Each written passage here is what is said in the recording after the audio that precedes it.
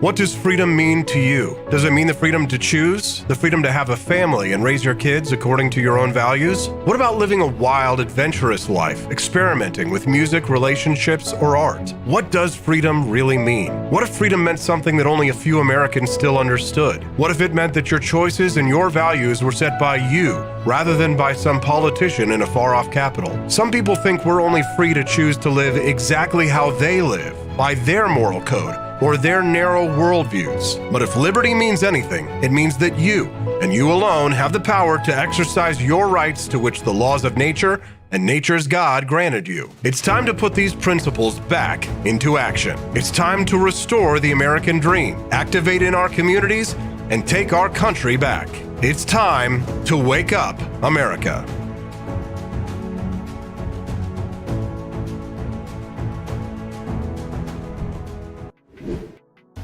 Good morning, it's 7:02. You're watching and listening to the Wake Up America show with Austin Petersen at wakeupamericashow.com. We've got a great show for you today, some big guests and some enormous topics. First up at the top of the show, hashtag Twittergate2. New revelations from the leaks show that a lawyer who was connected to the FBI and to the Steele dossier was involved in the initial phase of the planned leaks of information from Twitter. This is per Elon Musk and journalist Matt Taibbi, as well as Barry Weiss. We'll be discussing that at the top of the show. Then at 7:30 this morning, we're going to speak to Vance Ginn, former top White House economist from the Office of Management and Budget, to talk about the recent attacks by right-wing Republicans against free markets. We'll talk about why free markets are actually good for the working class. This morning at 8 a.m., we'll speak to Judge Andrew Napolitano about those Twitter leaks. We'll ask him what he thinks our friend Squiggly should do, and we'll talk to him about why it's important to protect even the rights of people you hate. At 8:30 this morning, it's the dawn of a new golden era for the Wake Up America show.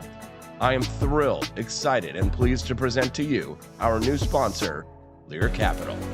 Oh, it's a big deal. It's a big deal, all right. This is the dawn of a new golden era, which means that going forward, provided we are successful for our sponsor, the Wake Up America show will grow and build into what I believe will be a new libertarian network. You see, the plan all along was not just to have one show, one host, but to bring on more shows and more hosts, and to build out a liberty-loving network, hire more liberty lovers just like me, and create more content so that we can take over the government and leave everyone alone. This is the beginning. This is the spark. The match has been lit. And now it's up to you, the listener, the watcher, the supporter of the Wake Up America show, to do your part. Step in and buy a little gold. More on that later. We'll also speak to Kevin Demery of Lear Capital, who will join us at 8:30 this morning to talk about how excited they are to work with us and help spread the message of gold. Gold is money. Gold is freedom. First off, I should tell you a little bit of house cleaning things. If you're wondering why I'm only speaking in one tone, you'll have to forgive me because I do believe I have strep throat. There was so much exciting stuff going on today, though. I decided not to take a day off, to continue on my path, to continue to do the show, both shows today, because I'm so excited to talk about the news. And because, frankly, when you work for yourself, the show must go on. If you'd like to text the program this morning, you can at 573-319-1586. That's 573-319-1586. You can also send us a super chat if you'd like to have your chat read on the screen. You can get your text message read for free if you send us a text message at 573. That's my little phone right there. If you send us a text message, I will read your text unless you tell me not to. But if you want to send a super chat, you can. That helps support the channel. I'm very excited to see John Rail here this morning. Tyler Nelson, Chris Morrill, nice to see you here. Cecilia H. A.N. Henry, good morning. Nice to see you here. John, I'm glad that you appreciated the holidays card. I'm glad that you got it in time. Andy Opperman, you got your Christmas card. Everybody's getting their Christmas cards. We're glad to see it. Steffi and I love making people happy, and you certainly have been big supporters of ours, and we wanted to show you how much we appreciate you for that. So we hope that we can count on your continued support in the new year and your friendship as well. as we continue to grow and build into something that's very exciting. I'm very excited about the future of the Wake Up America show because this is just the beginning. This is just the beginning. All right, let's get to the news, why everybody's here this morning. Elon Musk said that one of Twitter's top lawyers was exited. This is part of the fallout from the billionaire's unusual efforts to release internal communications to criticize prior practices at the company he bought almost 6 weeks ago. This is per the Wall Street Journal and Fox News. Jim Baker, Matt Taibbi, who is the journalist who first broke the news of Elon Musk's Twitter files, revealed that the company's top lawyer had, quote, vetted what information was shared without knowledge of the new boss. Pretty scary stuff. Musk announced on Tuesday that he had terminated Deputy Counsel Jim Baker in light of concerns about Baker's possible role in suppression of information important to the public dialogue. And when asked by a Twitter user if Baker was able to explain himself, Musk replied that his explanation was, quote, unconvincing. Yikes. Good morning, Will Perry. Thanks for the super chat and the well wishes. Hopefully I will get well soon. I'm going to go to the an urgent care clinic as soon as all of my programs are done this morning. But I'm just going to power through, and hopefully my voice will make it through the 2 shows I have to produce today. I might take a day off tomorrow, but as it is right now, let's power through. Big news makes me excited. Lots of exciting things happening. I'm coming in. I don't care. Look, there's nobody else in here for me to get sick. All right. So Musk announced on Tuesday he had terminated this Deputy General Counsel Jim Baker in, quote, in light of concerns about Baker's possible role of suppression of information important to the public dialogue, meaning what we don't know just yet, but what we're concerned about is the possibility that this Jim Baker character might have deleted some of this stuff before it got out to the public. I mean, and here's the thing. What I'm hearing right now is that this is just the tip of the iceberg. The information that we are getting right now, or at least the information that we have right now, is just the beginning. I mean, consider this. What we've already found out is pretty big. But how many of you have been shadow banned on Twitter? If you don't know what that is, it's essentially you'll tweet something or you'll post something essentially, and it won't get out to all of your followers. It'll be shadow banned. Like you'll see it there on the timeline, but it won't get any action. People who have subscribed to you won't see it. That's shadow banning to an extent. So we have just seen the tip of the iceberg so far. So Matt Taibbi, started his own Twitter thread, last night, calling this a Twitter Files supplemental. And here's what Taibbi had to say. He said, on Friday, the first installment of the Twitter Files was published here. We expected to publish more over the weekend. Many wondered why there was a delay. Taibbi tweeted, we can now tell you part of the reason why. On Tuesday, Twitter Deputy General Counsel and former FBI General Counsel Jim Baker was fired. Among the reasons why he was fired, vetting the first batch of Twitter files without knowledge of the new management. All right. Former FBI General Counsel worked at Twitter. I mean, this guy was glowing all over the place. And it confirms my suspicion that I've had for quite some time that many of these social media companies, whether they know it or not, have either former feds or maybe even feds who are currently working at the agency at the highest levels of these social media companies. At this point now, if you had to ask me which social media company I trusted the most, I mean, none of them, but I mean, if I had to say, I would absolutely say Twitter at this point because of what we're finding out. At least, Twitter now, not Twitter before Elon Musk. Taibbi explained that the process for producing the Twitter files involved delivery to 2 journalists, Barry Weiss and me, he says, Matt Taibbi, via a lawyer close to new management. But after the initial batch of information dropped, things started to get complicated, according to Taibbi. Over the weekend, while they were both dealing with obstacles to new searches, it was Barry Weiss who discovered that the person in charge of releasing the files was someone named Jim. When she called to ask Jim's last name, the answer came back, Jim Baker. Taibbi says that that Weiss said that her jaw hit the floor, and then she shared a screenshot of the first batch of files that he and Weiss received, which were labeled Spectra Baker emails. Spectra Baker emails. Now, Baker is this is what how Matt Taibbi describes him. He says he's a controversial figure. He's been something of a Zelig of FBI controversies dating back to 2016. I had to look up what Zelig meant too. I had no idea. Apparently, a Zelig is, this is the definition, a person who is typically an ordinary or unimportant person who seems to turn up with surprising or unaccountable frequency in a variety of settings, or any highly adaptable or opportunistic person, right? So a person who seems kind of normal, but they're always seemingly involved in all these abnormal circumstances. Whenever things like this happen, they seem to always be involved. I mean, again, I'm just scratching the surface on this Jim Baker character, because the Jim Baker character was apparently involved in you got it, the Steele dossier, this highly discredited Steele dossier that attempted to prove that Donald Trump was involved in Russian collusion in winning the 2016 election.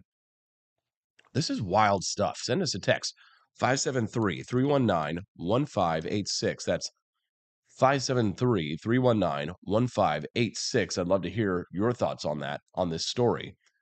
You can either text them in to me to hear it read for free, or you can also super chat them so that if you'd like to help support the channel, and of course you're going to support the channel by buying gold. I love gold. We're going to talk to Vance Ginn this morning at 7:30 a.m., as well as my friend Kevin Demerit from Lear Capital at 8:30, Judge Napolitano at 8 a.m. It's going to be an awesome show today. So Jim Baker, this Jim Baker character, let's continue on here.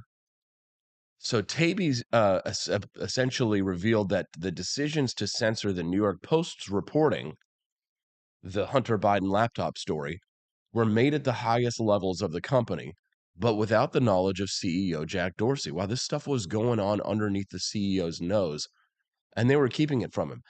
And I have a suspicion why. And I don't care if you don't believe me on this one, but with the fact that Jack Dorsey tweeted Anatomy of the State by Murray Rothbard, my guess is that the lib left, which are the majority, it's like there's a lot of stuff to unpack with this. I'll try and make this as simple as possible. The lib left, who are the majority of people who work at these social media institutions, knew that Jack Dorsey was not keen on them censoring this story. They wanted to Vijay Gadde and this Jim Baker character and a lot of these people who were fired at Twitter by Musk. They knew that Jack Dorsey was not on their side on censoring a lot of this information, so they did it without his knowledge and underneath his nose. And before you say, well, Jack Dorsey hired all these people, right? You have to understand that, like, it's San Francisco, it's like New York, right? I mean, this is why I'm hoping that Elon Musk takes Twitter and goes to Texas, because when I worked at Fox News in New York, for example, like a lot of the producers for those conservative shows are liberals, right? Because there really aren't a lot of conservative, television producers. There aren't a lot of conservative coders, right? There aren't a lot of conservatives who can write code. There aren't a lot of conservatives in the media. Please, you have to excuse me if you're just tuning in to the Wake Up America show with Austin Petersen. I am fighting what I believe to be strep throat. I'll be going to the urgent care center as soon as I have 2 shows to do today. So as soon as my second show is over, I'm going to go to urgent care, see if I can get some antibiotics to fight it.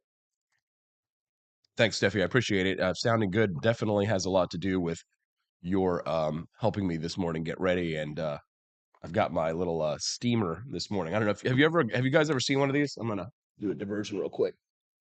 Sorry, I'm gonna probably lose viewers for this. But you ever seen one of these things right here? I love these things, man. If you've ever had a sore throat and you want to start feeling better, you get these little Vicks. They've got like little Vicks Vapo rub things in them, and then it steams up, and it's just like Darth Vader. Oh, it's like, oh, oh Lord, I am beautiful.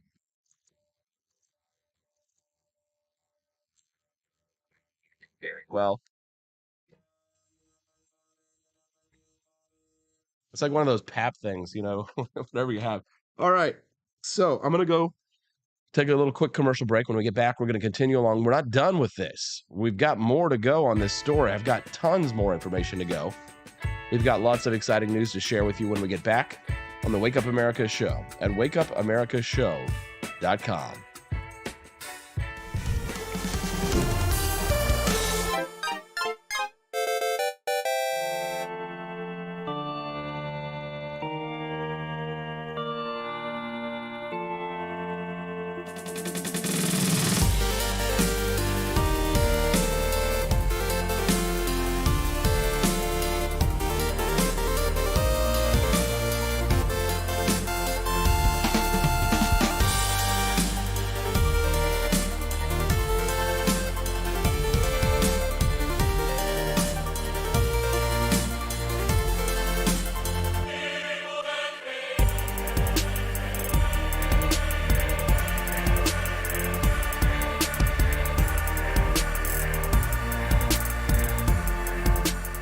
I like shooting things, but whenever I can't shoot something, I like to cut things. My life isn't all about shooting and stabbing and cutting, though. Sometimes I have to do actual work, but when I work, I still like to have fun. And there's nothing less fun than trying to cut with a crappy knife. Thankfully, from the ancient sect of Christian knights, who also loved cutting and stabbing, comes a new implement that has received my personal blessing, the Templar knife. Like the ancient sword of Excalibur, you don't choose a Templar knife, it chooses you. You just decide what kind you want on the website first, however, and then order it online, and then it chooses you. The Templar knife comes in a variety of shapes. As a man of culture and taste, I have decided I will never use a terrible knife again. And thanks to the inspiration provided by this excellent product, I have decided to launch a new crusade against anyone using less than superior knives. Join me, brothers and sisters, by visiting uppercuttactical.com/pages/Templar-knives. That's a lot of slashes. For that, you'll need a Templar knife. For 10% off, use code AP for Liberty and join me in a quest for glory, for liberty, for Christendom, for the Templar knife. Get yours today. Fire.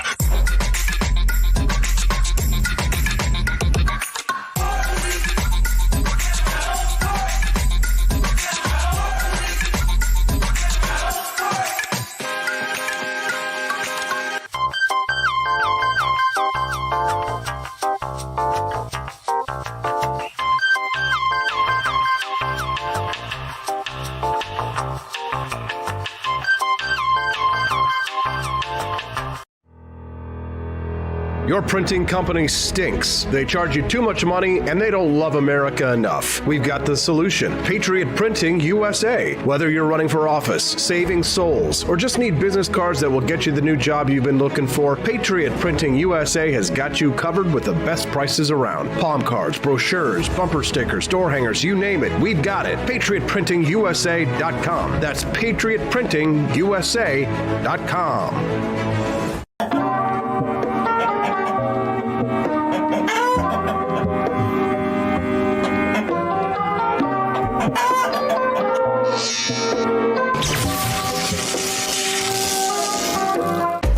Want an engaging website to boost your business? You're just a click away from 5-star Fiverr talent. Hundreds of freelancer skills like web design. Head to Fiverr.com today and get something started.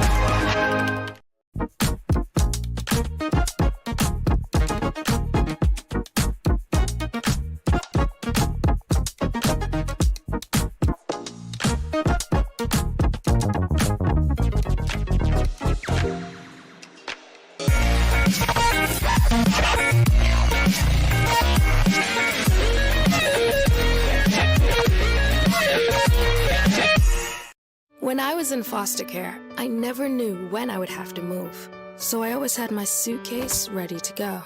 Then one day, I was adopted. My new parents opened their hearts and home to me. My parents cook my favorite breakfast for me every morning. My parents take me on trips I never thought I would go on. They gave me a home and an even better reason to use that suitcase. My parents aren't perfect, but they're perfect for me.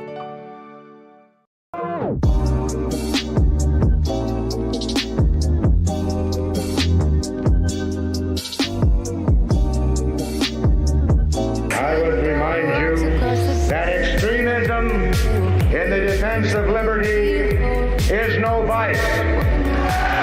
It is better to settle these matters in the courts than on the streets, and new laws are needed at every level. But law alone cannot make men see right.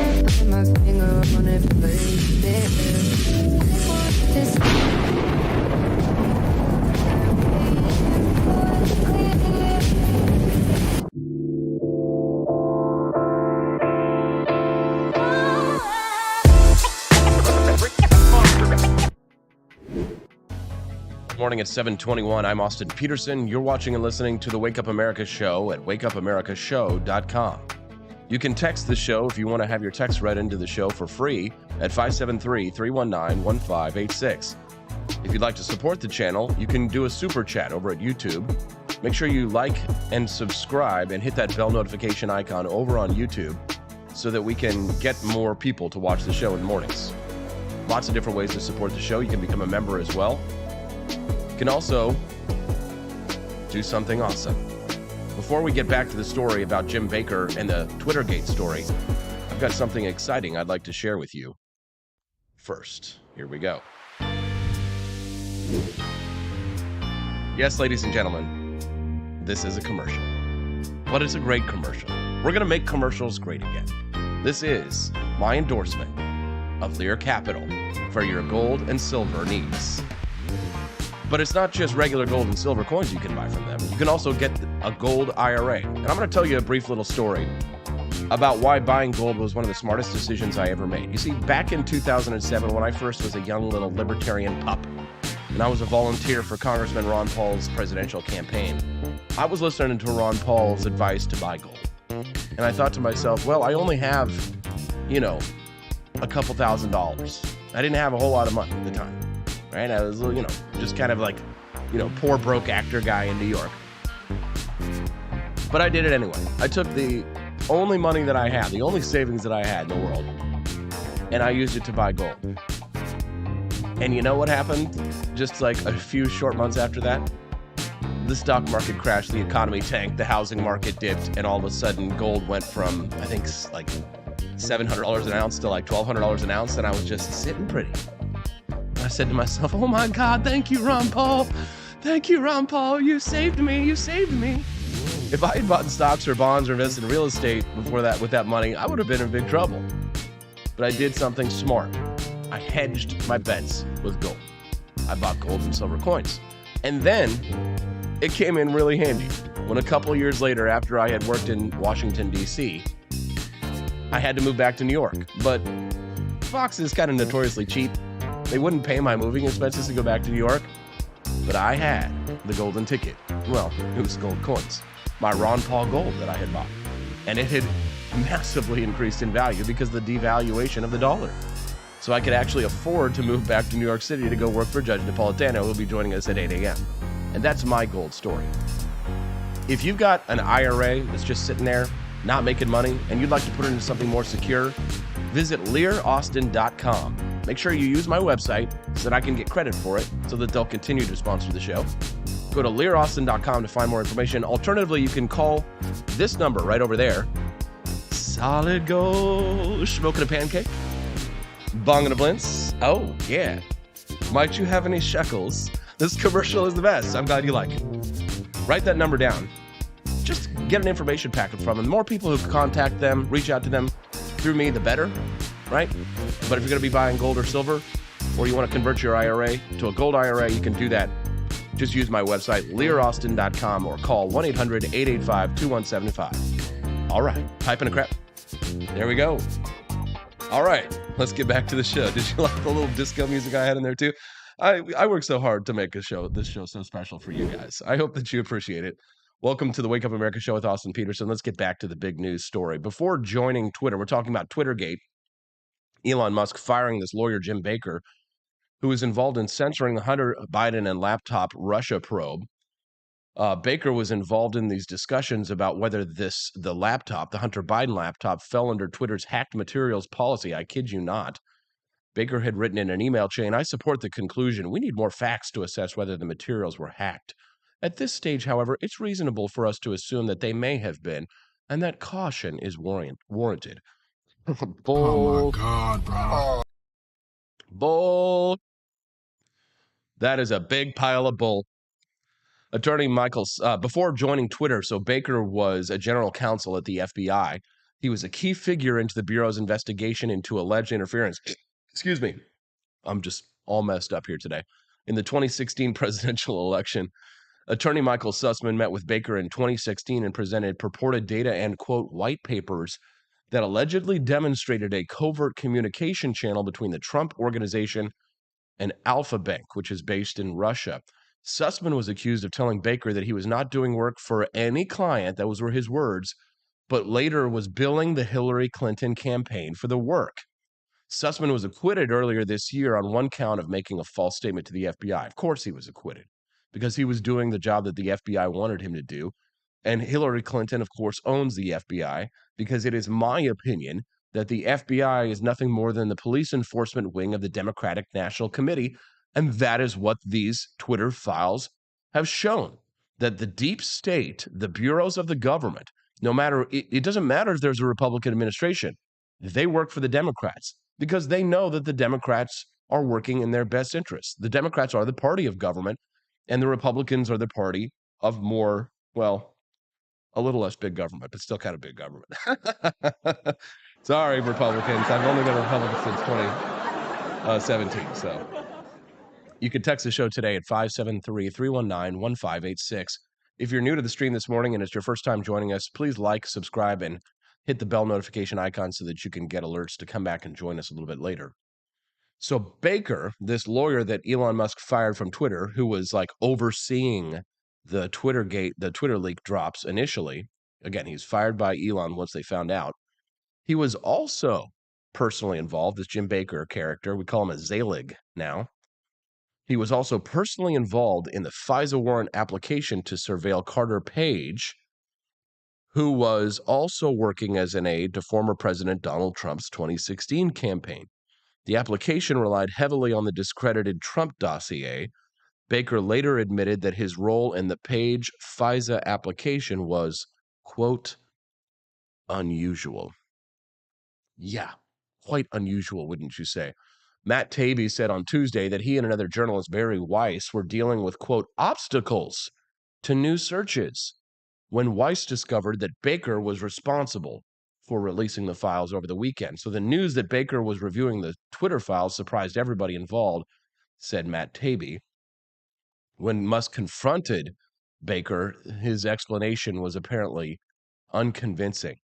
What do you think about this? I think this is pretty dirty deeds. I love this story. It's intrigue. Just goes to show how terrible the feds are at covering their tracks, apparently. This is their... If the government, the role of the government is to protect our liberties and keep us safe, they're doing a terrible job. They can't even cover up their own misdeeds. When we get back, we're going to talk to Vance Ginn, former top Trump White House economist. I'll ask him what he thinks about the Twitter leaks, and then we'll talk to him about why capitalism is actually good for the working class, despite what some national conservatives might want you to believe. We'll talk about all that and more when we get back on the Wake Up America Show at wakeupAmericaShow.com. Want an engaging website to boost your business? You're just a click away from 5-star Fiverr talent. Hundreds of freelancer skills like web design. Head to Fiverr.com today and get something started. American conservatism is distinct, like America is distinct from the United Kingdom. American conservatism's roots comes out of the Wild West, out of pioneerism. The difference between American conservatives and European conservatives is that Americans are cowboys. We are that God, guns, gold, and girls. It's wild here. And we should stay that way. We shouldn't allow a European version of conservatism to come and infect us here. We like it wide open spaces here, deep in the heart of Texas and all that.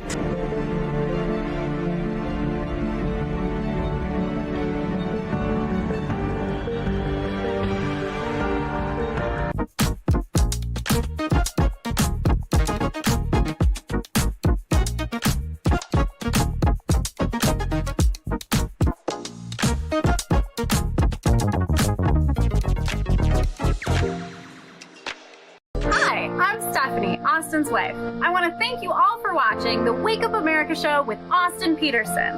This show has been a huge venture for our family, so we would love it if you could join us.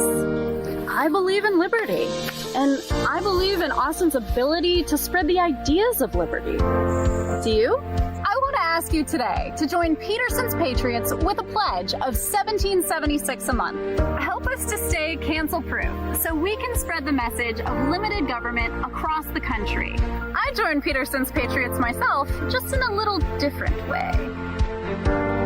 Visit wakeupAmericaShow.com/support and make your pledge today.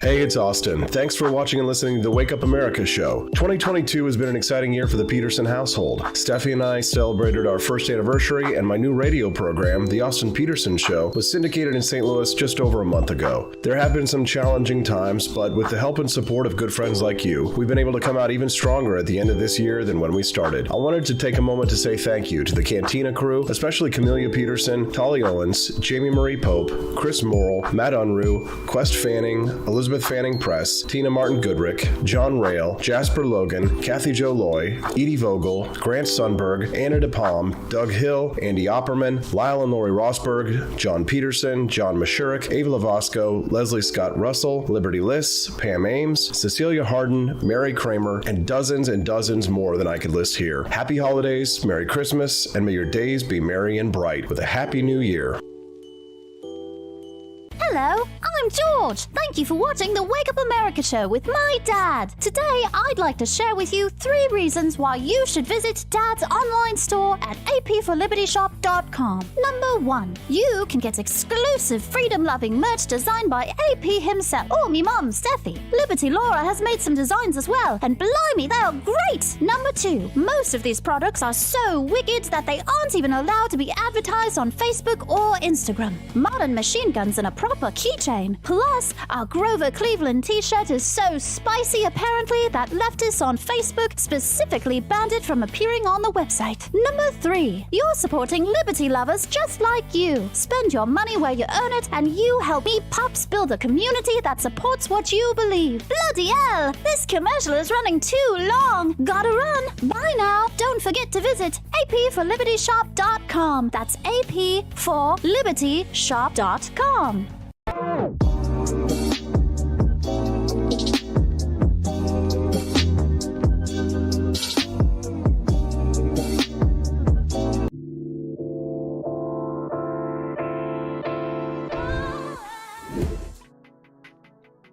Good morning. It's 7:34. I'm Austin Petersen. You're watching and listening to the Wake Up America show at wakeupAmericaShow.com. Make sure that you click like, subscribe, and hit that bell notification icon so that you can get notifications whenever the Wake Up America show is live, which is every Monday through Friday from 7 a.m. to 9 a.m. We always pride ourselves on getting some of the best guests in political news talk on our program.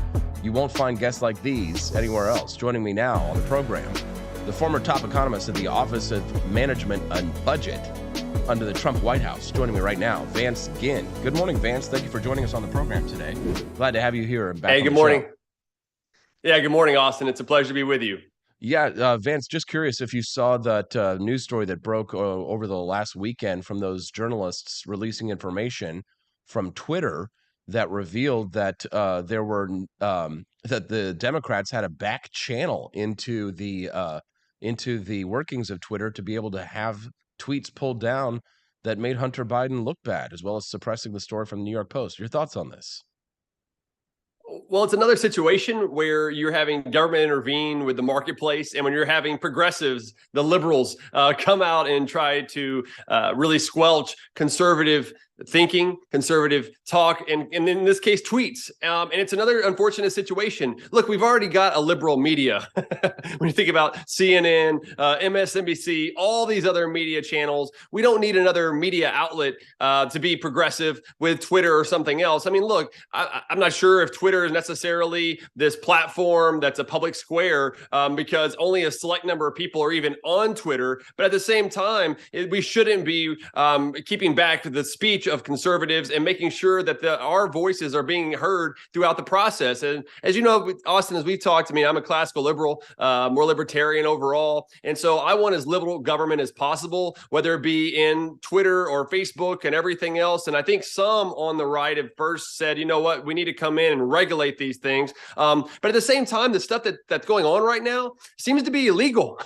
There shouldn't be this sort of influence that the government or certain individuals can have on a certain company that's going to squelch the free speech, the First Amendment, for those on the right or center right.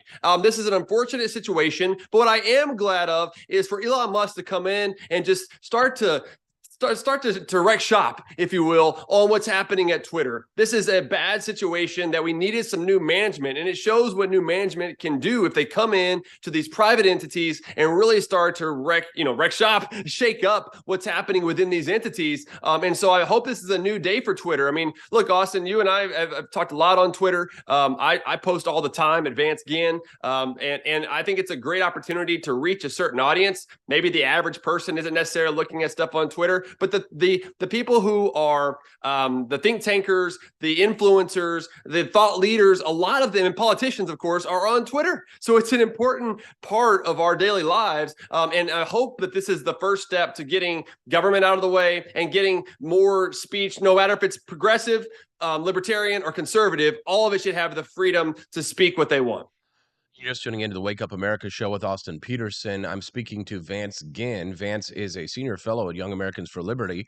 He's also a former top economist at the Office of Management and Budget under the Trump White House. Yesterday, Vance, I shared an article with you that claimed that the era of free markets was over. Now comes the era of the working class Republicans. We're having a bit of a battle in the Republican Party between these factions like ourselves, people like yourself and myself, who ascertain that free markets are the best way to protect our liberties and to build a strong economy.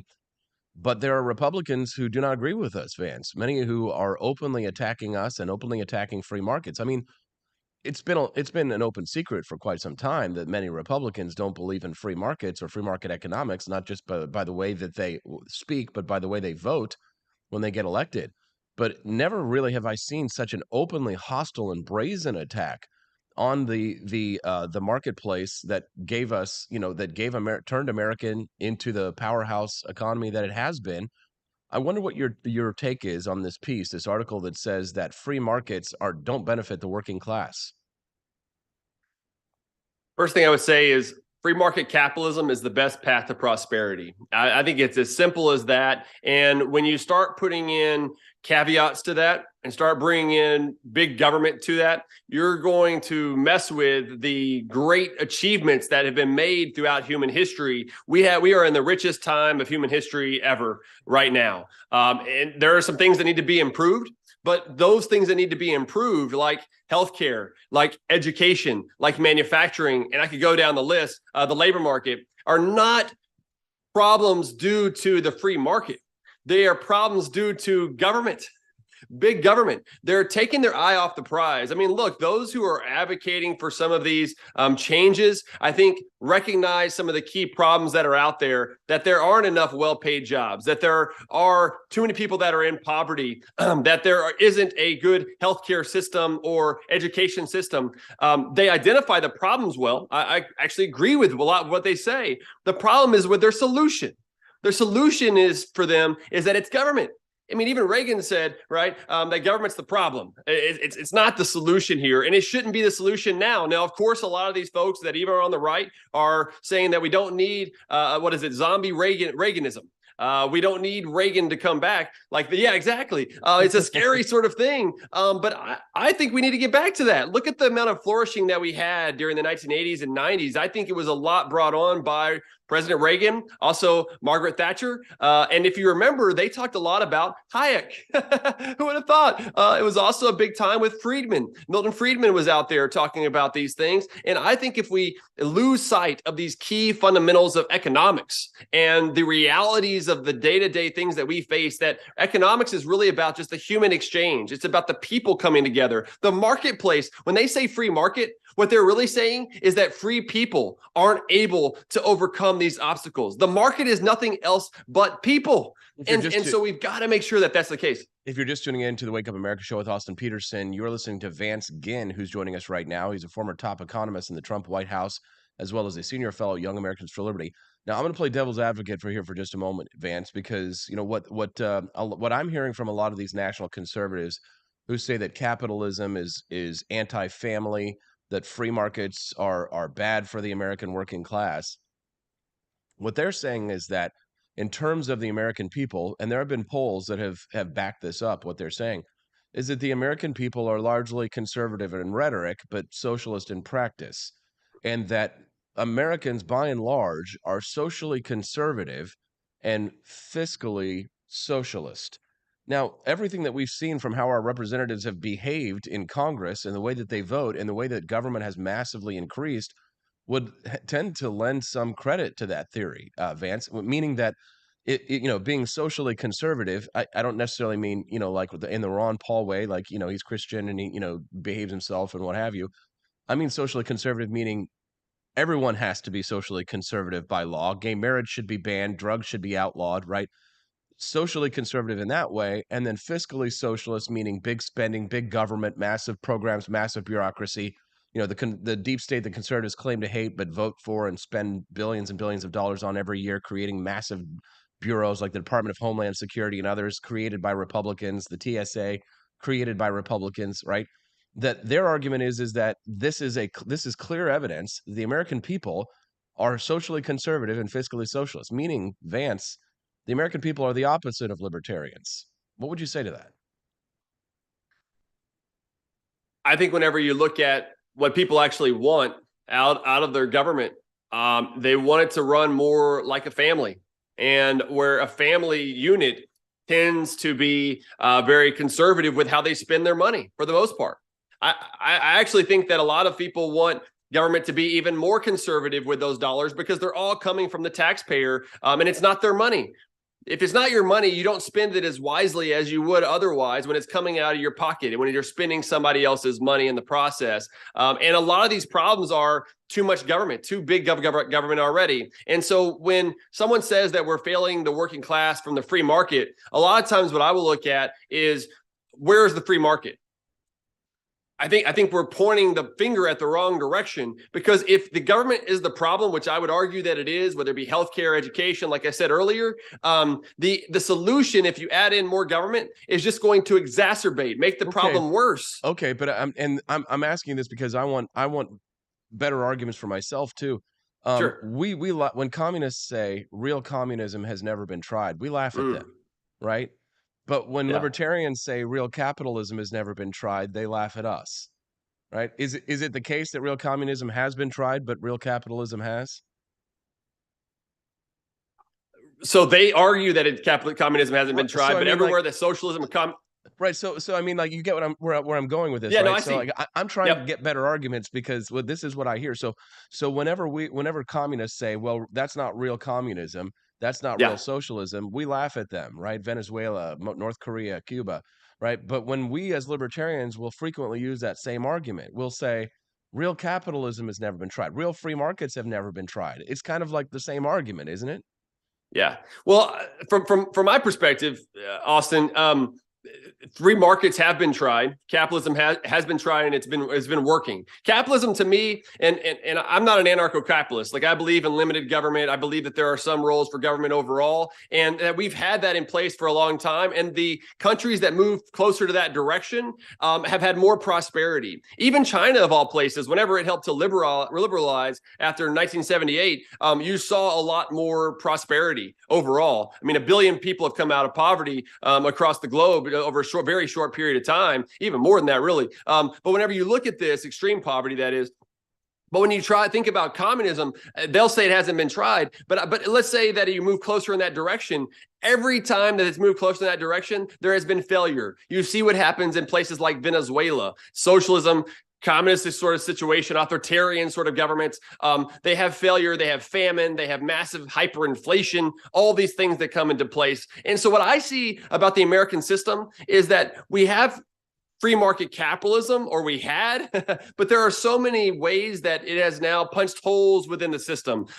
Whenever I think about it, Obamacare was pushing us closer to socialized medicine. The Fed is not a form of free market capitalism, because you're sending all these wrong signals throughout the marketplace by keeping interest rates artificially low. So to answer your question, Austin, can I cut you off? Sorry to cut you off.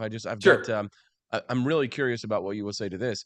Another critique of your and my philosophy of free markets and free trade that comes from the right is that when we have free trade with China, they have slave labor, right? Like, I think you and I would agree that slavery is not capitalism, right? That slavery is not a part of free market capitalism, because if you're not free, it's not a free market, right? Yeah. But China uses slave labor to create, I mean, actual slave labor, meaning, in the gulags, creating products for us. Or and here's the thing. Am I a libertarian that makes, that thinks sweatshops are okay? Yes. Do I understand the concept of going from working in a rice field to working in a factory as being a step up in terms of quality of life? Sure. Yeah. The American people certainly won't tolerate those kinds of working conditions, and I can understand why. But when China is actually using actual slave labor to create those goods and services, is that really free trade? I mean, like, or is that really something that we should allow here in the United States? Trade with companies that use actual slaves to create their products. What would be your response to that? Yeah, it's a good point. And one thing I repeat is, free markets is really free people. And what we want are free people to be able to interact and exchange within the marketplace. And whether they be in the United States or China or Mexico or wherever else that they're going to be, we want free people to make that happen. I think there have been improvements in places like China for those people who are working in those places. And so we've got to think about those families that are there as well. And coming back to the point I was making earlier, though, why are we sending more manufacturing to China? Is it really because that it's so much cheaper? And a big part of that, the answer is yes. Why is it so expensive to do business here? Because of high taxes, high regulation, high minimum wages. I think that we're doing ourselves a disservice here in the United States by raising the cost. We are forcing not quite for workers to be slaves here, but they are very dependent on what the government is going to do along the way. Just look at the railroad strike that potentially could have happened with the labor unions. We should have right to work in every single state. We should have lower government spending, less taxes in every state. And if we did that and across the federal government, we would have more business doing here than ever before. And I think we saw some of that start. I agree with you, Vance. I agree with you. It's just, I think that the reason why our ideas are on the retreat and the National Conservatives are on the advance is because it's what Thomas Sowell said. We're replacing what works with what sounds good, right? I'll tell you, as somebody who's run for office a couple of times, it's not, here, especially here in Missouri, which is such a heavy union state, they don't like right to work. And they also don't like it when you talk about things like getting rid of the minimum wage, because what they picture are, taking your kids and putting them back in the coal mines and things like that. So I don't know how we sell these ideas to the American public. It's one thing for the economics to work, which I agree with you that they absolutely do, and that we do need to get rid of the minimum wage. I agree with you in principle entirely. But as I guess, a freedom fighter, a media freedom fighter, my job is to sell these ideas to the American people. And quite frankly, I can tell you that the American people aren't buying it. Yeah. If it's a free market of ideas, they're not buying our ideas. We probably need to just wrap them up in chocolate. Well, can we just give them some free stuff, Vance, maybe? Yeah. It's Christmas. It's Christmas, dang it. Don't be such a Scrooge. I know. Yeah. Try to be Santa Claus, and give stuff away. But again, we've got to think about reality along the way. And I think good, sound ideas will work and will stand the test of time. Populism, I think, is a moment in our history. I don't think it'll last forever. It does sell well. You can cut taxes and you can increase government spending. You can give all these handouts along the way and it wins in elections. But the economic repercussions of having a fiscal crisis, having a national debt over $31 trillion, and all these things will come home to roost. And when those things come home to roost, we're going to feel the cost of that. And it's going to make us in a worse situation, have less freedom, less prosperity overall. Totally right. And I think both of us, we don't want that, No, you're totally right. The problem is that we have that conservative mindset where we're willing to, people like you and I are willing to put off the gratification for a long-term reward. Most people, though, we're living in John Maynard Keynes's world where it's, where the Fed is pumping out cash. People want that instant gratification. They want it now. They want it now. They want to feel it now. And I don't know how we go back from there. There's got to be some kind of a cultural shift, but I don't know if we're going to get there anytime soon. Vance Ginn, is there anything else that you think that our listeners should know before I let you go? No, I think this is a great discussion to have. I think this is an important one that we've got to continue to have, Austin. So thank you for bringing it up. I look forward to keeping in touch. It is a great conversation. It's one that we're definitely going to need to continue to have, Vance, because I do think that it's going to be wise for us to find new ways to sell our ideas to the American public. Thank you for your time today, and we look forward to having you soon. Merry Christmas. Hey, Merry Christmas. Have a good one. Bye. You as well. All right, let's go over here real quick because I saw my buddy JGJ was in the live stream this morning before I go to my commercial break. JG was asking today, does Lear Capital sell silver coins? Well, yes, they do, JGJ. It's nice to see you over in the live stream. Make sure that you visit their website, learaustin.com, or write that number down, 1-800-885-2175, and we'll be back with more on the Wake Up America Show at wakeupamericashow.com.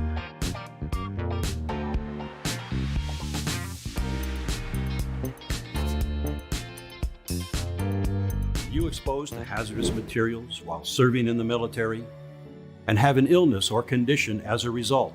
If so, you may be eligible for VA benefits and services. Whether you need health care or want to file a disability compensation claim related to military exposures, VA is here to help. Visit va.gov/military-exposures to learn more and apply today.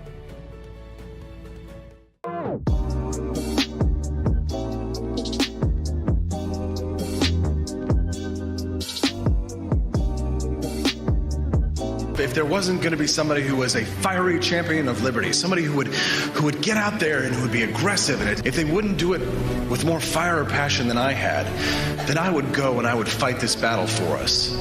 I've fought for the principles that we all share.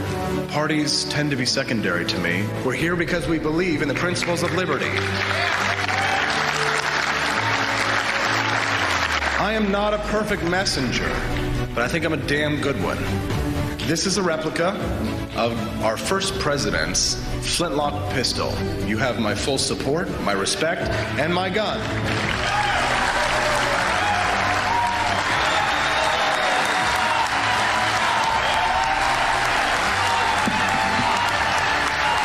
Thank you, Ben.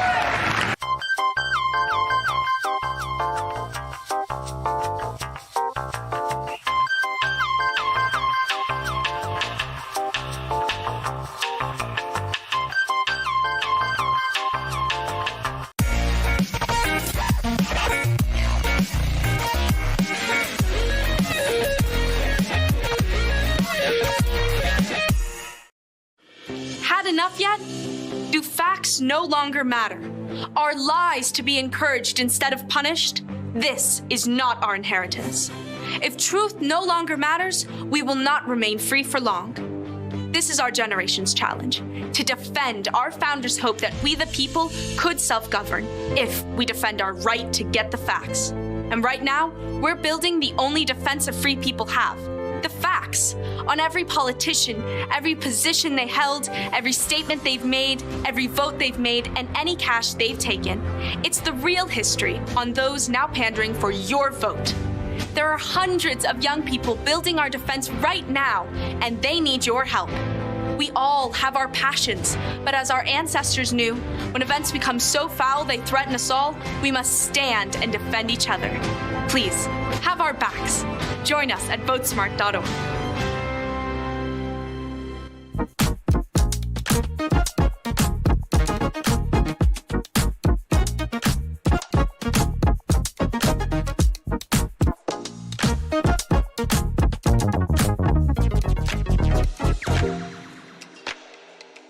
What would happen if I had to pick up the phone, call 911 for one of my family members or one of my neighbors? What would I do if no one was on the other end to respond?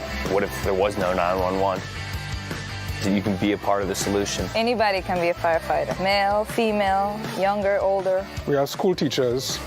We have leaders in business. Is me, you, anyone that wants to be. There is no typical firefighter.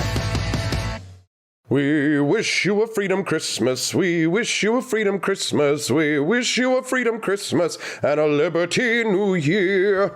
Socialists and commies may try to convince you that the holiday's all about free stuff. But let's be honest, we all know whose wallet Santa's gifts are coming out of.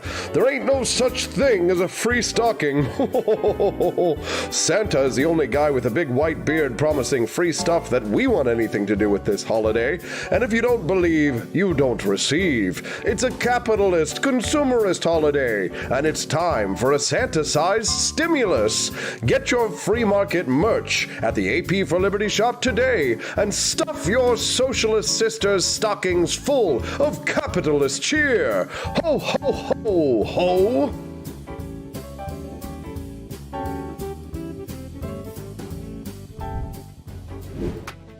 morning at 7:56. I'm Austin Petersen. You're watching and listening to the Wake Up America show at wakeupamericashow.com.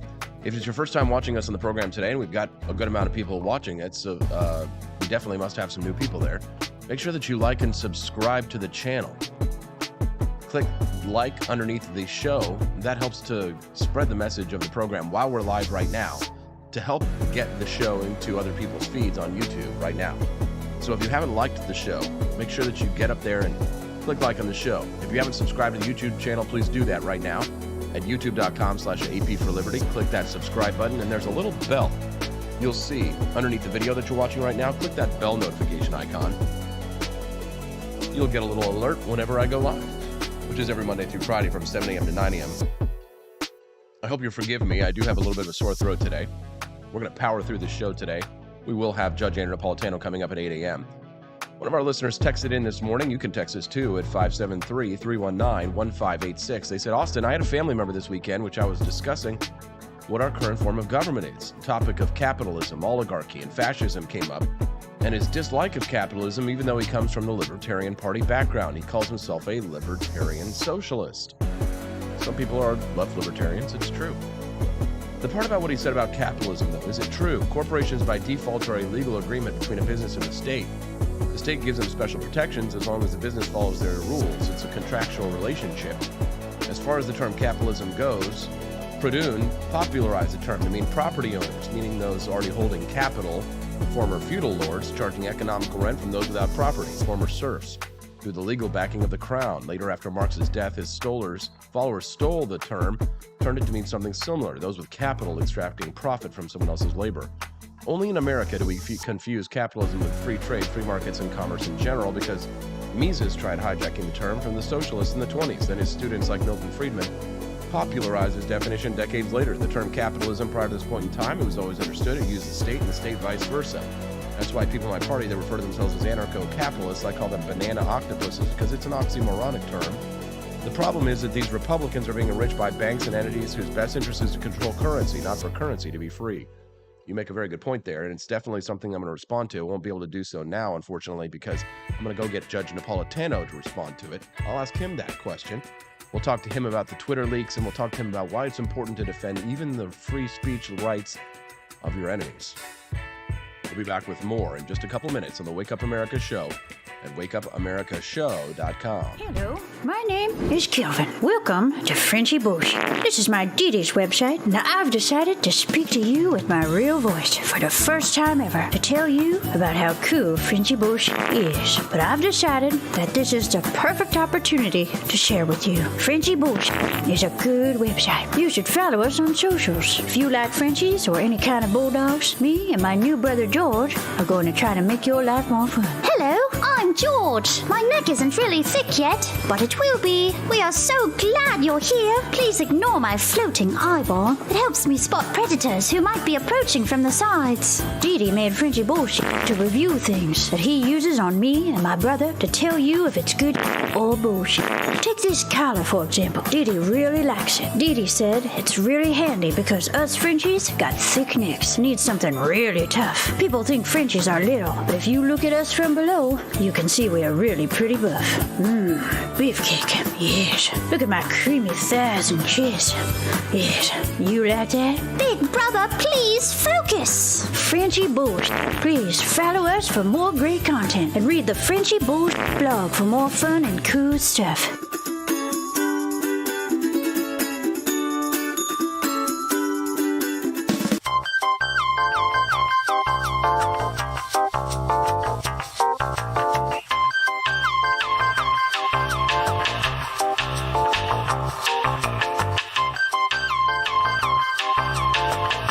I'm a public defender. I am a public defender. I'm proud to be a public defender. 80% of Americans accused of a crime will get appointed a public defender. Everybody from a speeding ticket to capital murder. For every $1 we spend on public defenders, we spend $3 on prosecutors. Public defenders have to do pretty much everything on their own. Social workers, counselors. Investigating is another piece of it. The average public defender holds 300 cases annually. You never feel like there's enough time. Public defenders have health issues all the time. A lot of people people give up and say, I can't do this work anymore. Gideon's Promise trains, mentors, and supports public defenders.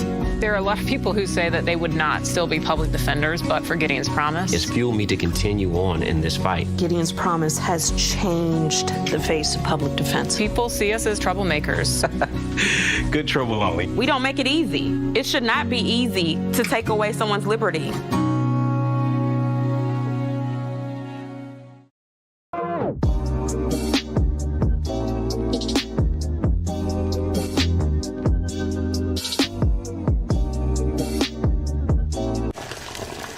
Ever hear the one about the frog? Put a frog in a pot of boiling water and it'll jump right out. Here's my resume again. But put a frog in a pot of cool water and slowly heat it up, and that frog will boil. It's a lie. But as a metaphor for us and all that we go through as veterans, Any real-world experience. it's a story that rings true. We make excuses for how we feel. We push everything down. We tell ourselves the lie that it's easier to stay in that boiling water, to disconnect. And some days, maybe it is. But you've never been interested in easy. Make no mistake, reaching out is hard. Do it anyway. You're not alone. You've got this.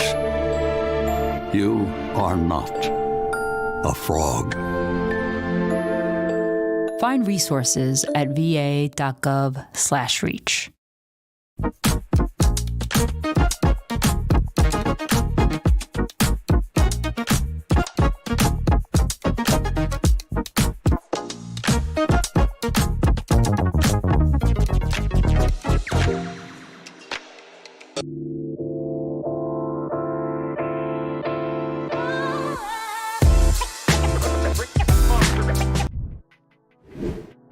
Good morning. It's 8:03. You're watching and listening to the Wake Up America Show with Austin Petersen at wakeupAmericaShow.com. We are brought to you by Lear Capital. My friends at Lear Capital will be joining me this morning at 8:30. You don't want to miss that. Make sure to visit them at learaustin.com for all your gold and silver needs. All right. A man who's solid gold himself. Well, he's the gold standard of libertarian points of view. Is the host of the Judging Freedom podcast. He's my good friend and our weekly guest, Judge Andrew Napolitano, who's joining us on the program this morning. Good morning, Judge. Thank you for joining us today. Good morning, Austin. Thank you again for a generous introduction. We love having you on the show today, Judge. And all of our friends are just they've been hitting me up for days and just saying, have you talked to the judge about this story? Are you going to ask the judge about it? And the reason why my followers are so keenly interested is because one of our, group of friends, we kind of we team up together online, we libertarians. One of my group of friends was actually named in the leaks that was suppressed by the Democratic National Committee. They submitted a request to Twitter to take down my friend's tweet. We call him Squiggly. His name's Kevin, but we call him Squigs. But he was named as one of the people whose free speech rights were suppressed, I believe, by the Democratic National Convention. So I guess my first question here is if it was the DNC that did this and not, Biden himself, is it still unconstitutional? Is it illegal? What are your thoughts on this massive drop? Well, I mean, this is fascinating. We seem to learn a little bit more about it each day. We have to start with a couple of basics. And one is that the First Amendment only restrains government, even though it says Congress shall make no law. It has been interpreted after the 14th Amendment to apply to all government, but only to the government. So if Twitter, I'm just going to use Twitter as an example. I'm not saying that any of this is factual, but if Twitter, for example, wanted to do everything it could to help Joe Biden defeat Donald Trump in 2020, including suppressing damning but probably truthful information about Joe's son, and maybe a rabbit hole leading to Joe's bank account as well. And it did that as a favor to officials in the Democratic National Committee, or it did it because it hated Trump and wanted Biden to get elected. Though probably violates journalistic ethics. It certainly doesn't violate the law. But if Twitter did that at the behest of somebody in the government, FBI agents, for example, or the general counsel to the FBI, or someone who had the power to say, do this for us and we'll go easy on you, or we'll do a favor for you, then we enter a very dangerous area called state action. And state action takes place when a private actor, Twitter, and the government, in this hypothetical, the FBI or the Department of Homeland Security, are engaged in a symbiotic relationship. I'm putting my fingers together. One hand is the FBI or DHS, and the other hand is Twitter. They are so intertwined that they are benefiting each other. Then the First Amendment restraints can be imposed upon the private actor. That's the lawsuit as we speak, Austin, that has been brought by 16 state attorneys general, and it's before a federal judge in New Orleans. They're not asking for money from Twitter. They're asking that going forward, Twitter and other big tech, it's not just Twitter as the defendant in the case, be restrained from sanctioning on the basis of the content of speech. So if I have a bullhorn and I say, vote for Donald Trump at 3 a.m. in a residential neighborhood, can the government silence me? Yes, but it's because of the time, place, and manner of my speech. It's not because of the content. So if Twitter is sanctioning because of the content and they're doing it as a favor to the government, then the First Amendment will apply to Twitter and they will lose the right to do that. If you're just tuning in to the Wake Up America show, I'm speaking to Judge Andrew Napolitano. We're speaking about the release of files from Twitter last week.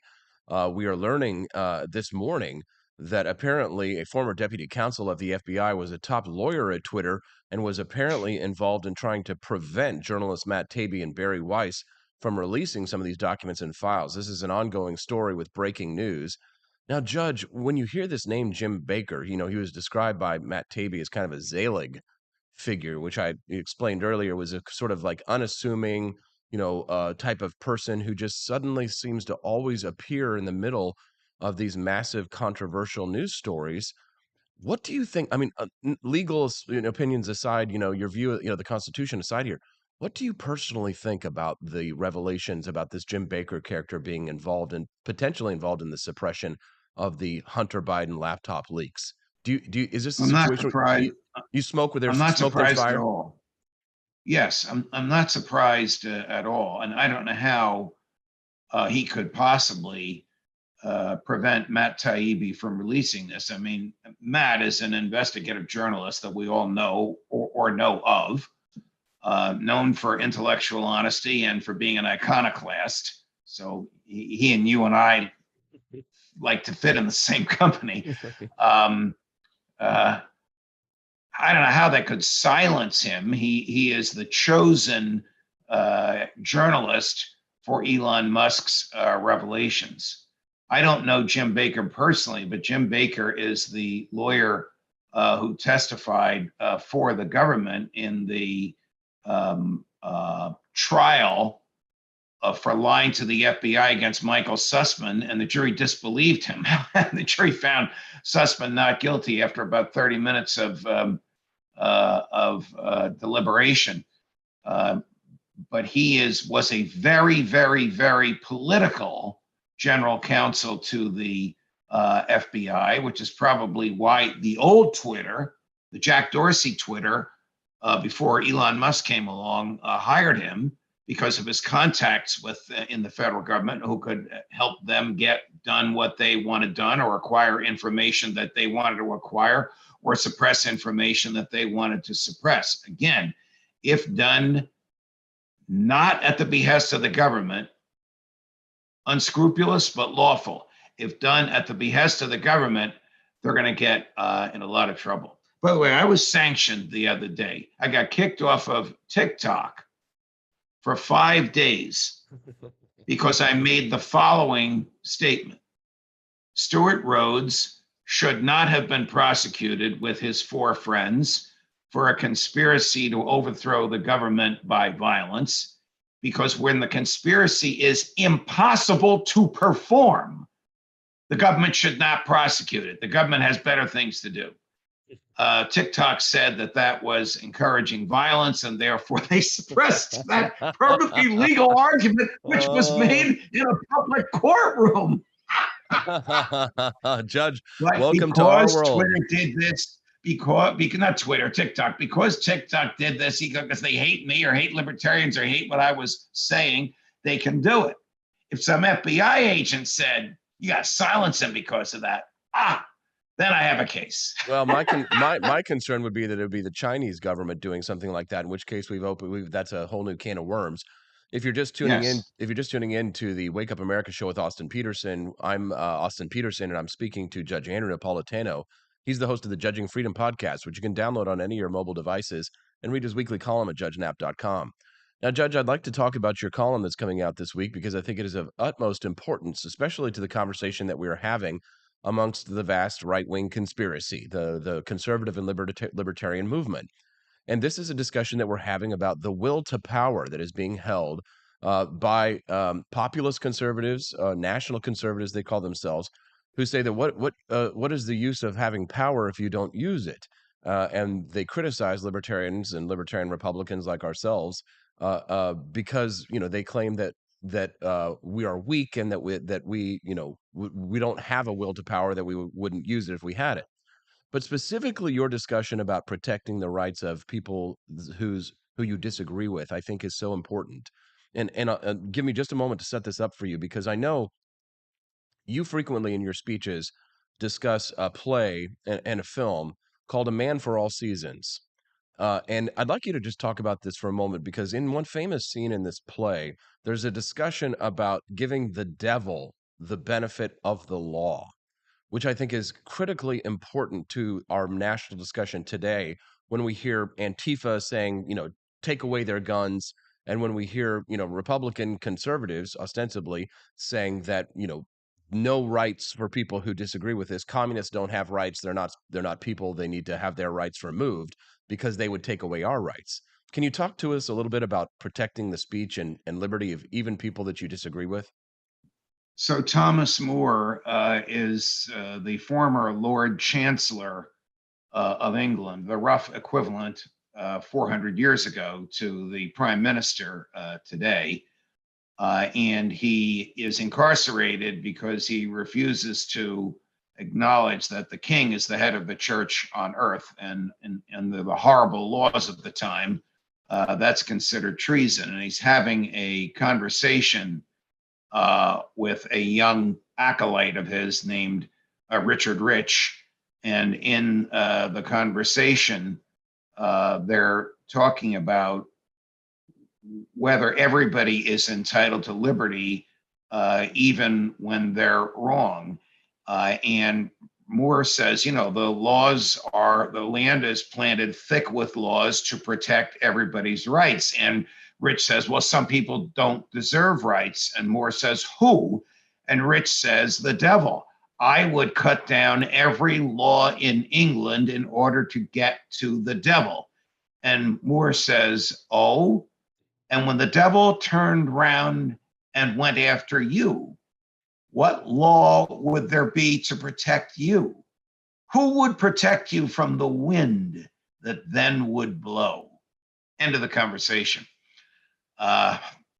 Moore's point is that everybody has natural human rights. And among those rights are the right to think as you wish and say what you think and publish what you say, no matter how offensive it may be to others.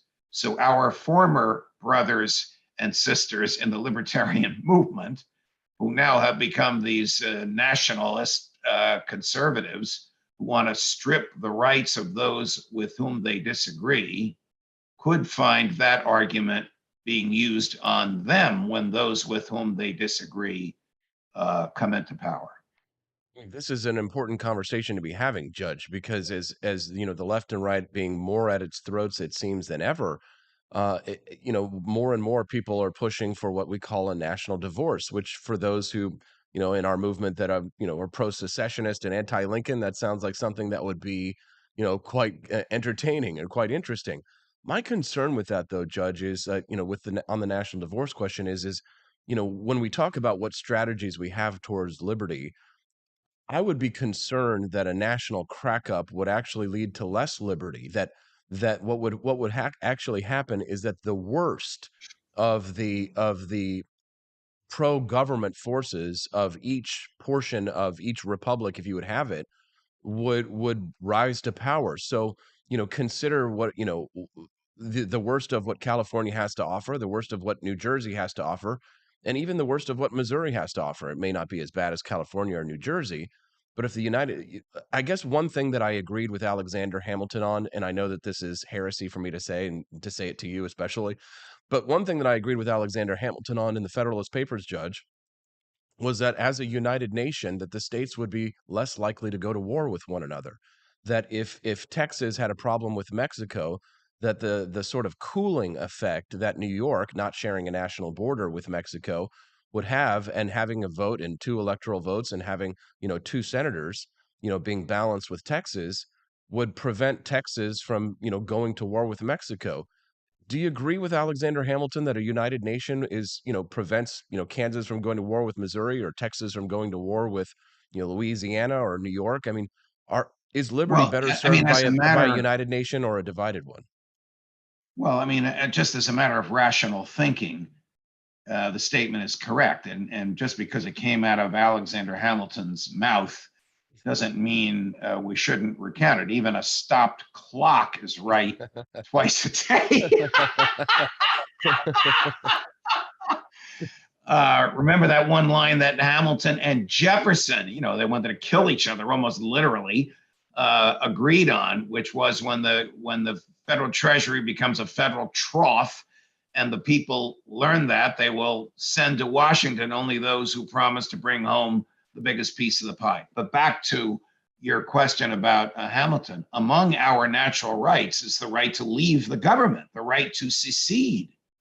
So just as Texas and Alabama and New Jersey and Missouri joined the Union voluntarily by a simple act of legislation, they can leave the Union voluntarily by a simple act of legislation. And Jefferson County, is there a Jefferson County in Missouri? There is. Jefferson County can secede from Missouri, just like Sussex County, where I live in New Jersey, and there isn't even an organized Democratic Party. Sussex County can secede from New Jersey because that is part of your natural right to be rid of a government to which you did not consent.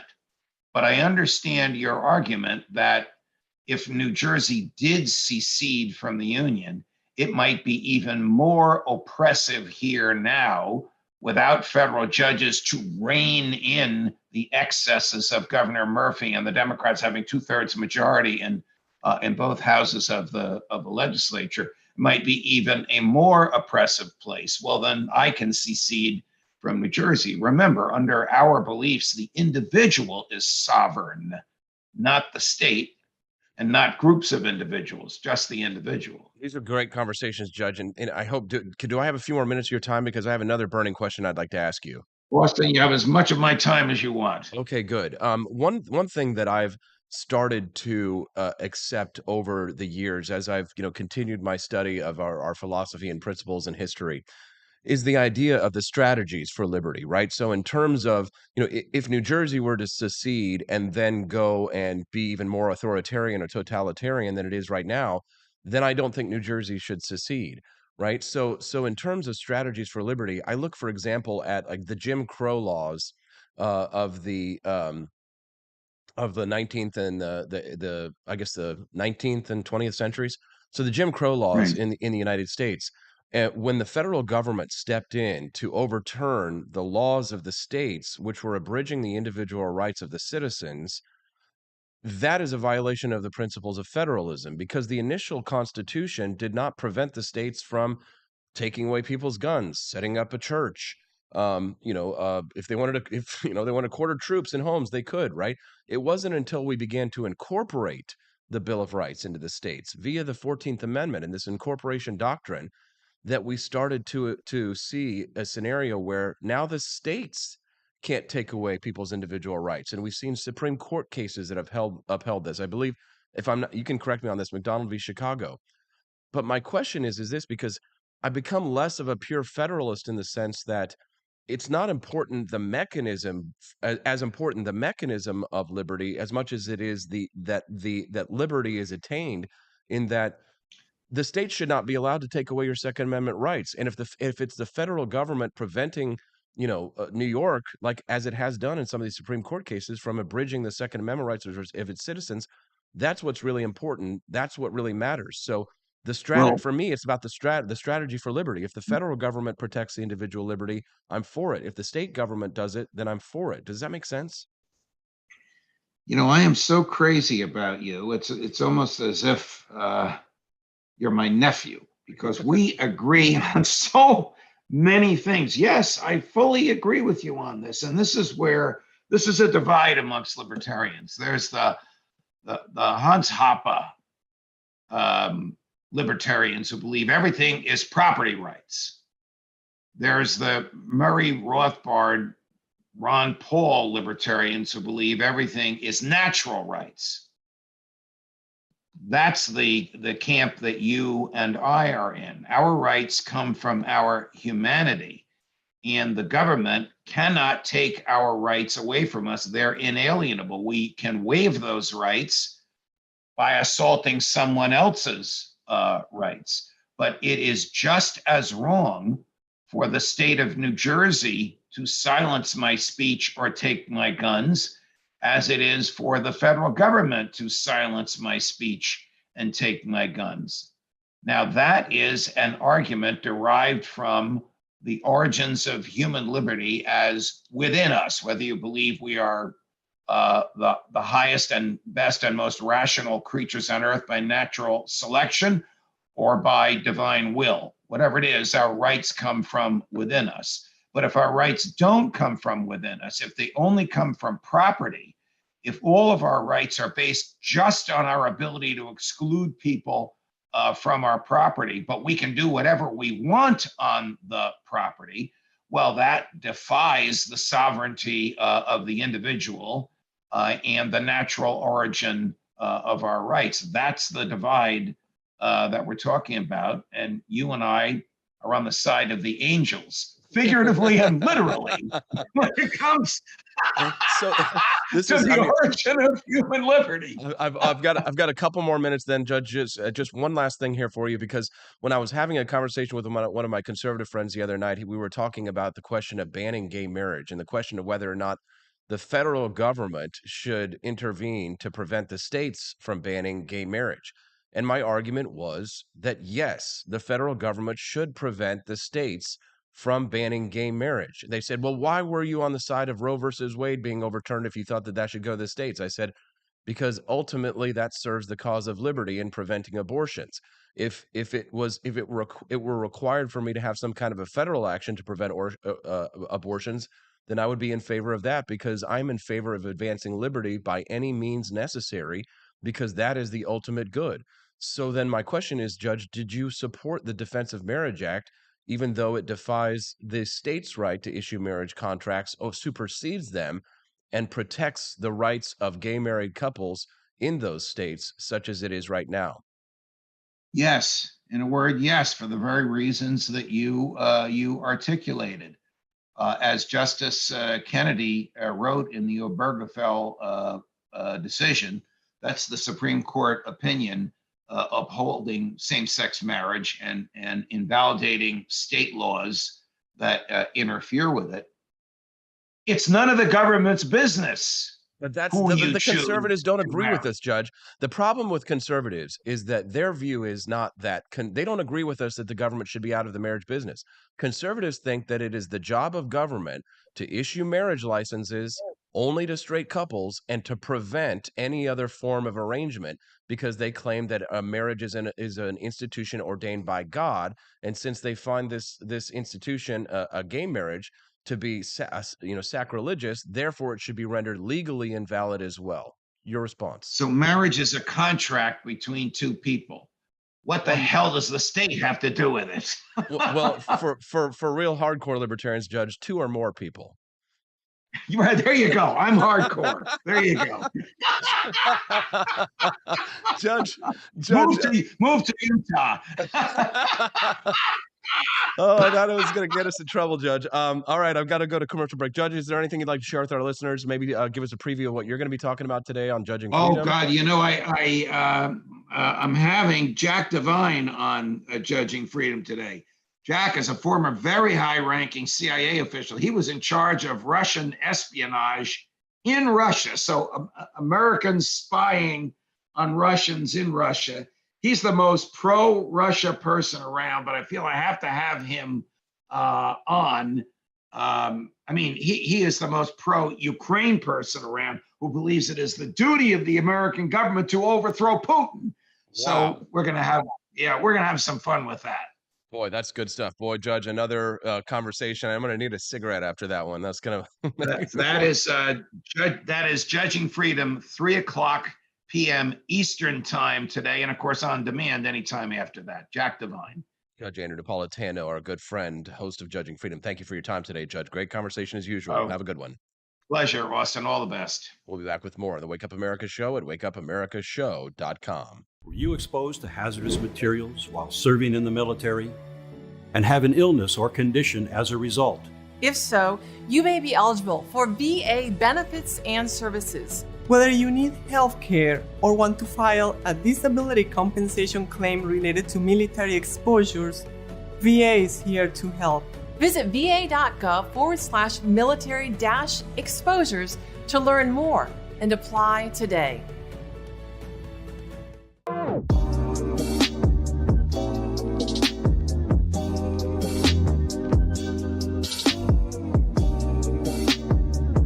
If there wasn't going to be somebody who was a fiery champion of liberty, somebody who would get out there and who would be aggressive, and if they wouldn't do it with more fire or passion than I had, then I would go and I would fight this battle for us.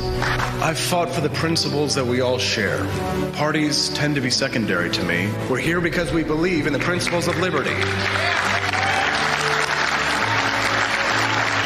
I am not a perfect messenger, but I think I'm a damn good one. This is a replica of our first president's flintlock pistol. You have my full support, my respect, and my gun.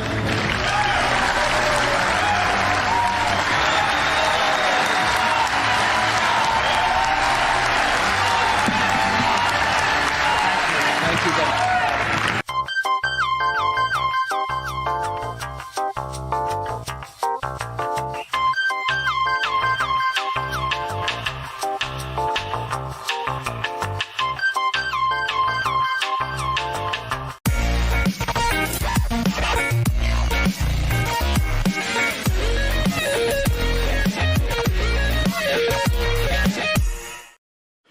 Had enough yet?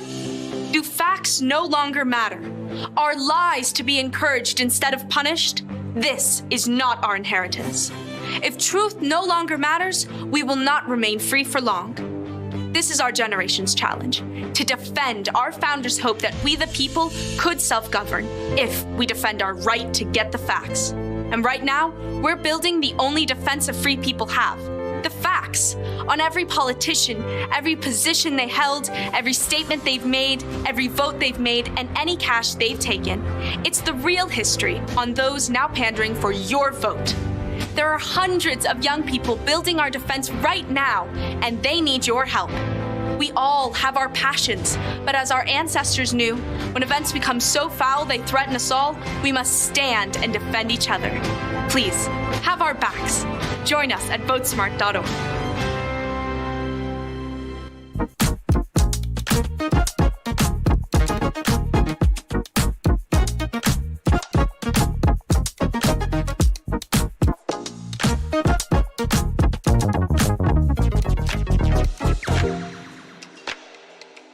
What would happen if I had to pick up the phone, call 911 for one of my family members or one of my neighbors? What would I do if no one was on the other end to respond? What if there was no 911? So you can be a part of the solution. Anybody can be a firefighter. Male, female, younger, older. We have school teachers. We have leaders in business. Is me, you, anyone that wants to be. There is no typical firefighter. We wish you a freedom Christmas. We wish you a freedom Christmas. We wish you a freedom Christmas and a liberty New Year. Socialists and commies may try to convince you that the holiday's all about free stuff. But let's be honest, we all know whose wallet Santa's gifts are coming out of. There ain't no such thing as a free stocking. Santa is the only guy with a big white beard promising free stuff that we want anything to do with this holiday. And if you don't believe, you don't receive. It's a capitalist, consumerist holiday, and it's time for a Santa-sized stimulus. Get your free market merch at the AP for Liberty shop today and stuff your socialist sisters' stockings full of capitalist cheer. Ho, ho, ho, ho!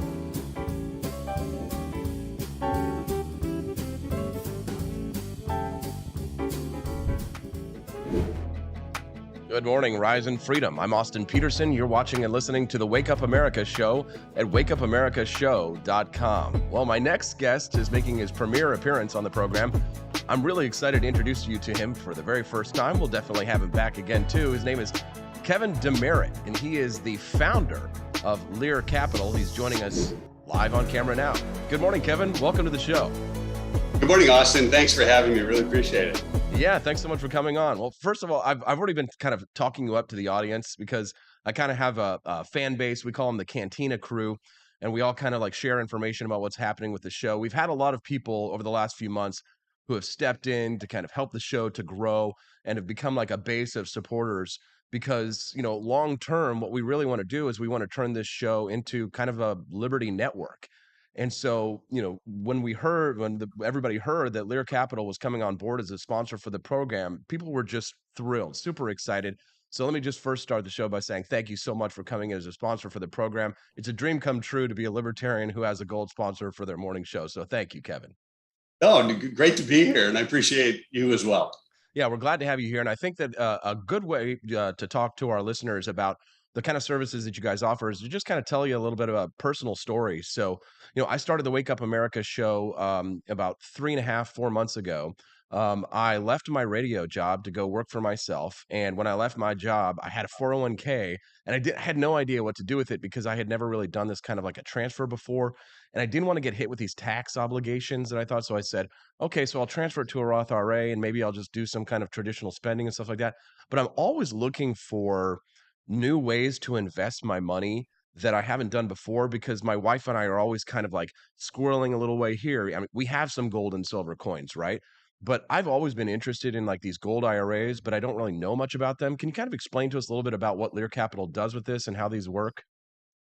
Yeah, the gold IRA is about 50% of our business, actually, and it's very easy. It's exactly like a traditional IRA. If you have a 401k or a traditional IRA, you can transfer that to a gold IRA, and it's all tax, free.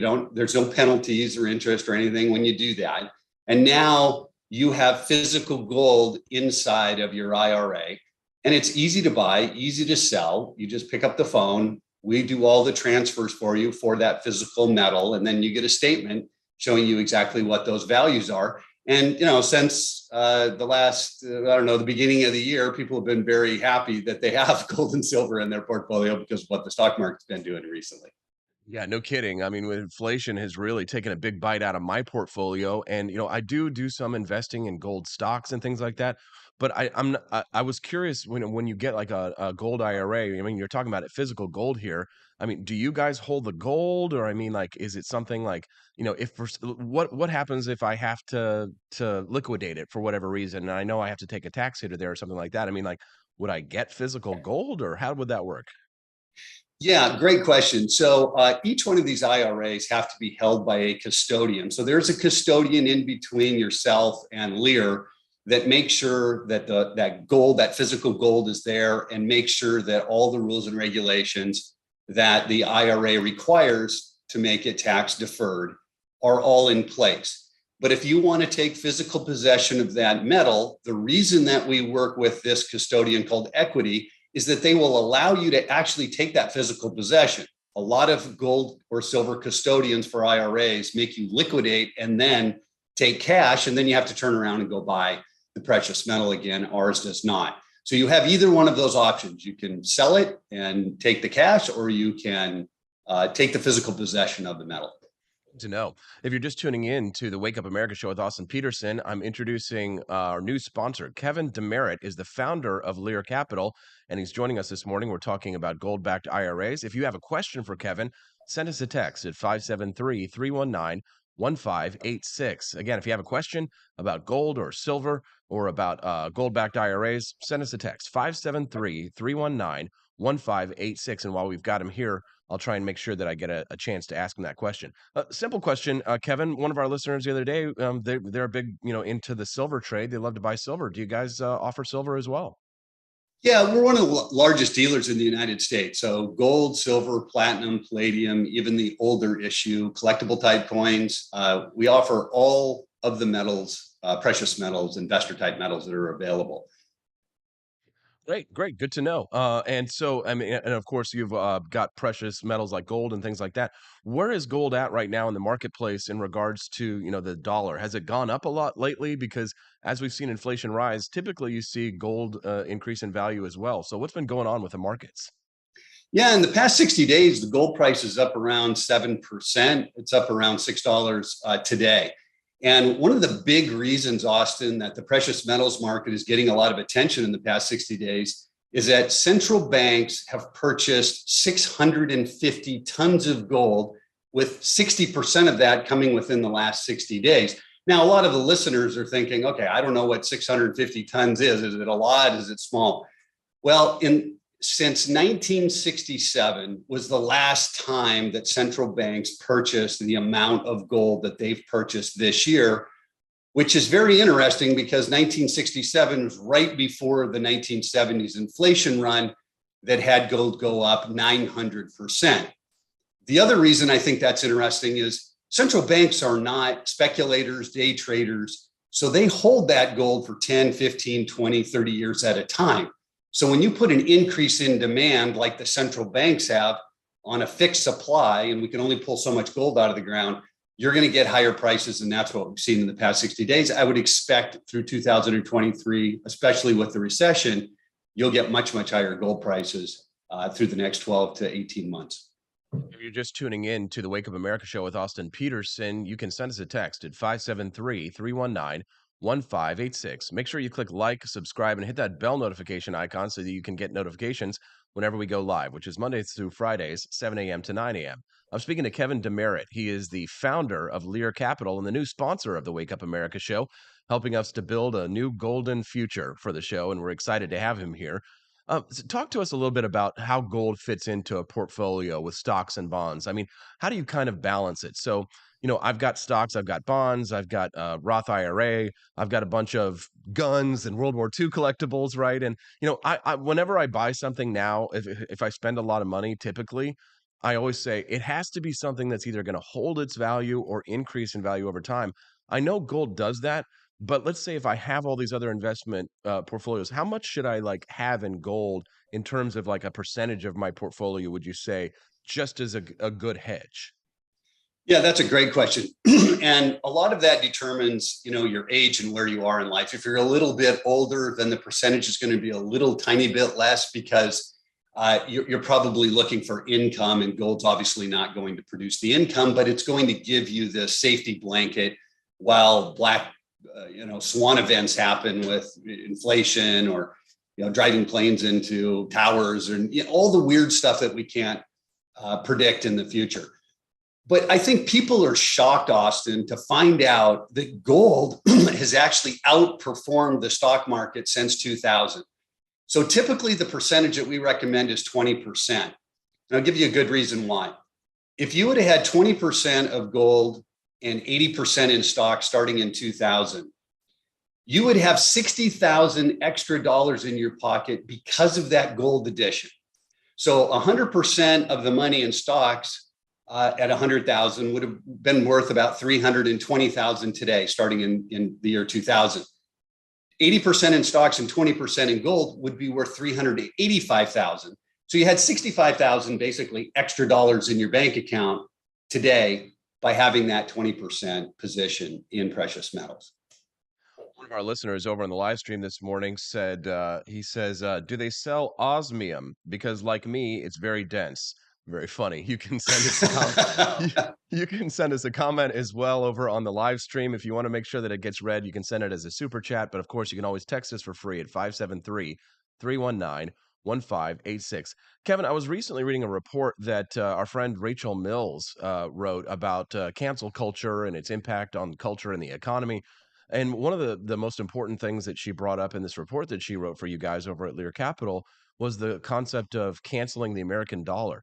I mean, this is not a joke. This is something that is quite frequently talked about by foreign countries like Iran, countries like Russia and China, who would love to be able to move away from the petrodollar and move towards something that benefits them and favors their economies much better. I mean, is that the kind of thing that you guys are keeping an eye on, especially being in the gold business? Because I can imagine that, if you had a significant percentage of your portfolio in gold, that's the kind of thing that even if China or Iran or Russia were to take those kinds of drastic measures, then you'd be protected from it. Is that correct? Oh, absolutely. You're already starting to see some of that and what we were talking about in the report.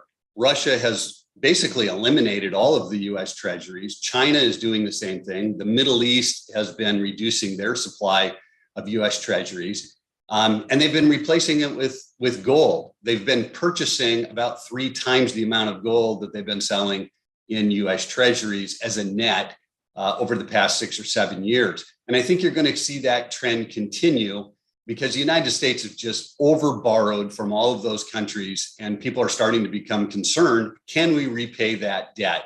And the minute, they don't think you can repay that debt, then they've lost trust and the dollar would take a major hit. So yes, we want to watch that very, very closely. The trend is starting slowly, but I think it could speed up over the next 5 or 10 years. We're speaking to Kevin DeMerit. He is the founder of Lear Capital. Kevin, is there anything else that you think that our listeners should know before we let you go? Yeah, I think with any investment, it's about education, right? Become educated on that investment. We've got a lot of great resources about IRAs and so on and so forth. But I think people, if they sit down and realize what gold has done, like I said, since 2000 and some of those types of things, they will educate themselves and become better investors over time. Well, Kevin, we certainly are excited to have you on as a sponsor of the program. It's great whenever I, as a host, can get behind something that I absolutely, fully, 100% believe in, and that is gold and silver. And I'm definitely going to talk to you guys about moving over my IRA to a gold-backed one because that sounds like definitely a good idea for my future. Kevin DeMerit, the founder of Lear Capital, thank you very much for your time today, and we're super grateful to have you here on the show. We'll talk to you again on my 2 p.m. radio program in St. Louis. Thank you. You bet. Thanks, Austin. Thank you very much. All right. What did you think of Kevin? Send us a text at 573-319-1586. That was a great interview, didn't you think? Did you learn something about it? Well, if you did, let us know. Send us a message over in the chat. We'd love to hear more from you. And don't forget, he will be joining us again on my afternoon radio program today at 2 p.m. Kevin DeMerit. Isn't this exciting? We got a freaking sponsor, a gold sponsor. This is a big deal. Oh, so much excitement for the future. It started with the Cantina crew, and it's going to turn into a full-blown condominium development. We're going to start building hotels, houses and hotels, be like Monopoly. We're going to start moving in. Chris Morrill over here setting up shop. We got Camelia Petersen over there building her hotel. Steffi, my beautiful wife, she's just like working out the gold and the silver and the diamonds. Everybody's going to benefit. I promise you that this rising tide will lift all boats. Thank you so much for believing in me. Thank you for supporting the show, even in the few short months that we've had so far.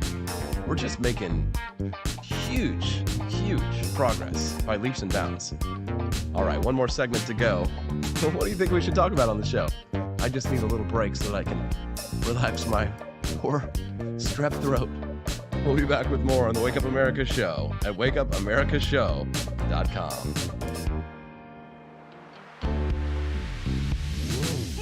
My name is Kelvin. Welcome to Frenchy Bullshit. This is my Dee-Dee's website. Now I've decided to speak to you with my real voice for the first time ever to tell you about how cool Frenchy Bullshit is. But I've decided that this is the perfect opportunity to share with you. Frenchy Bullshit is a good website. You should follow us on socials. If you like Frenchies or any kind of bulldogs, me and my new brother George are going to try to make your life more fun. Hello, I'm I'm George. My neck isn't really thick yet, but it will be. We are so glad you're here. Please ignore my floating eyeball. It helps me spot predators who might be approaching from the sides. Dee Dee made Frenchie bullshit to review things that he uses on me and my brother to tell you if it's good or bullshit.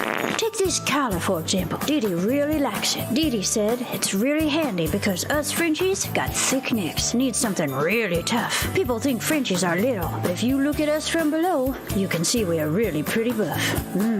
Beefcake. Yes. Look at my creamy thighs and chest. Yes. You like that? Big brother, please focus. Frenchie Bullshit. Please follow us for more great content and read the Frenchie Bullshit blog for more fun and cool stuff.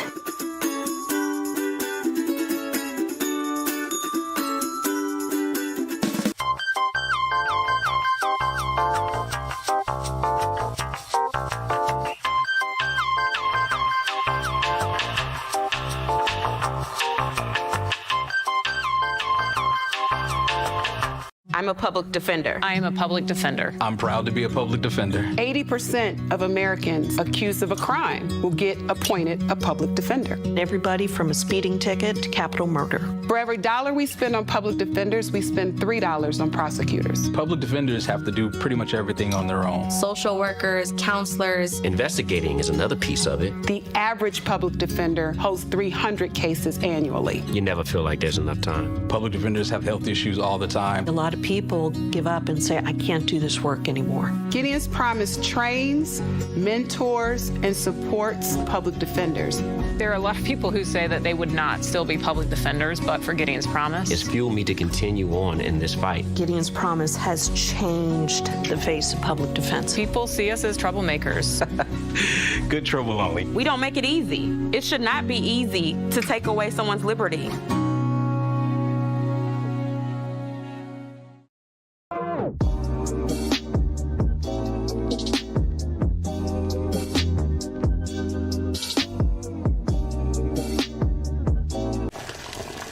Ever hear the one about the frog?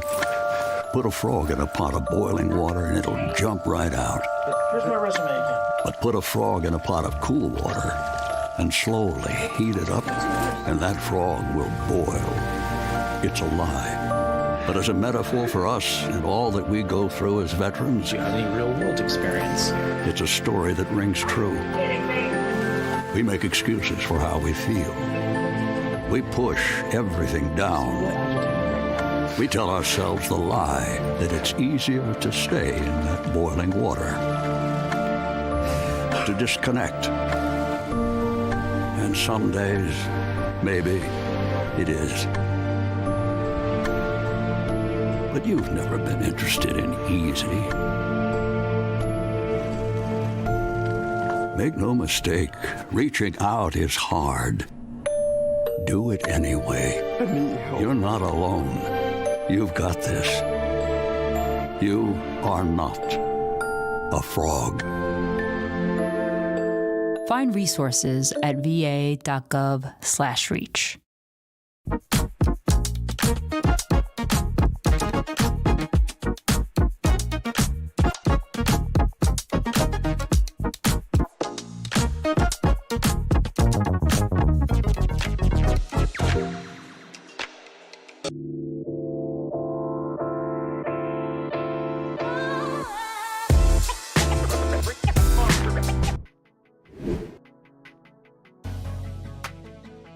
Hey, I didn't see you there.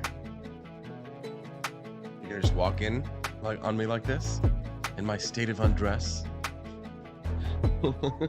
I'm Austin Petersen. You're watching and listening to the Wake Up America Show at wakeupAmericaShow.com. How are we feeling today? What an awesome show. I had strep throat. My wife was like, you know, you can take a day off. And I'm like, no,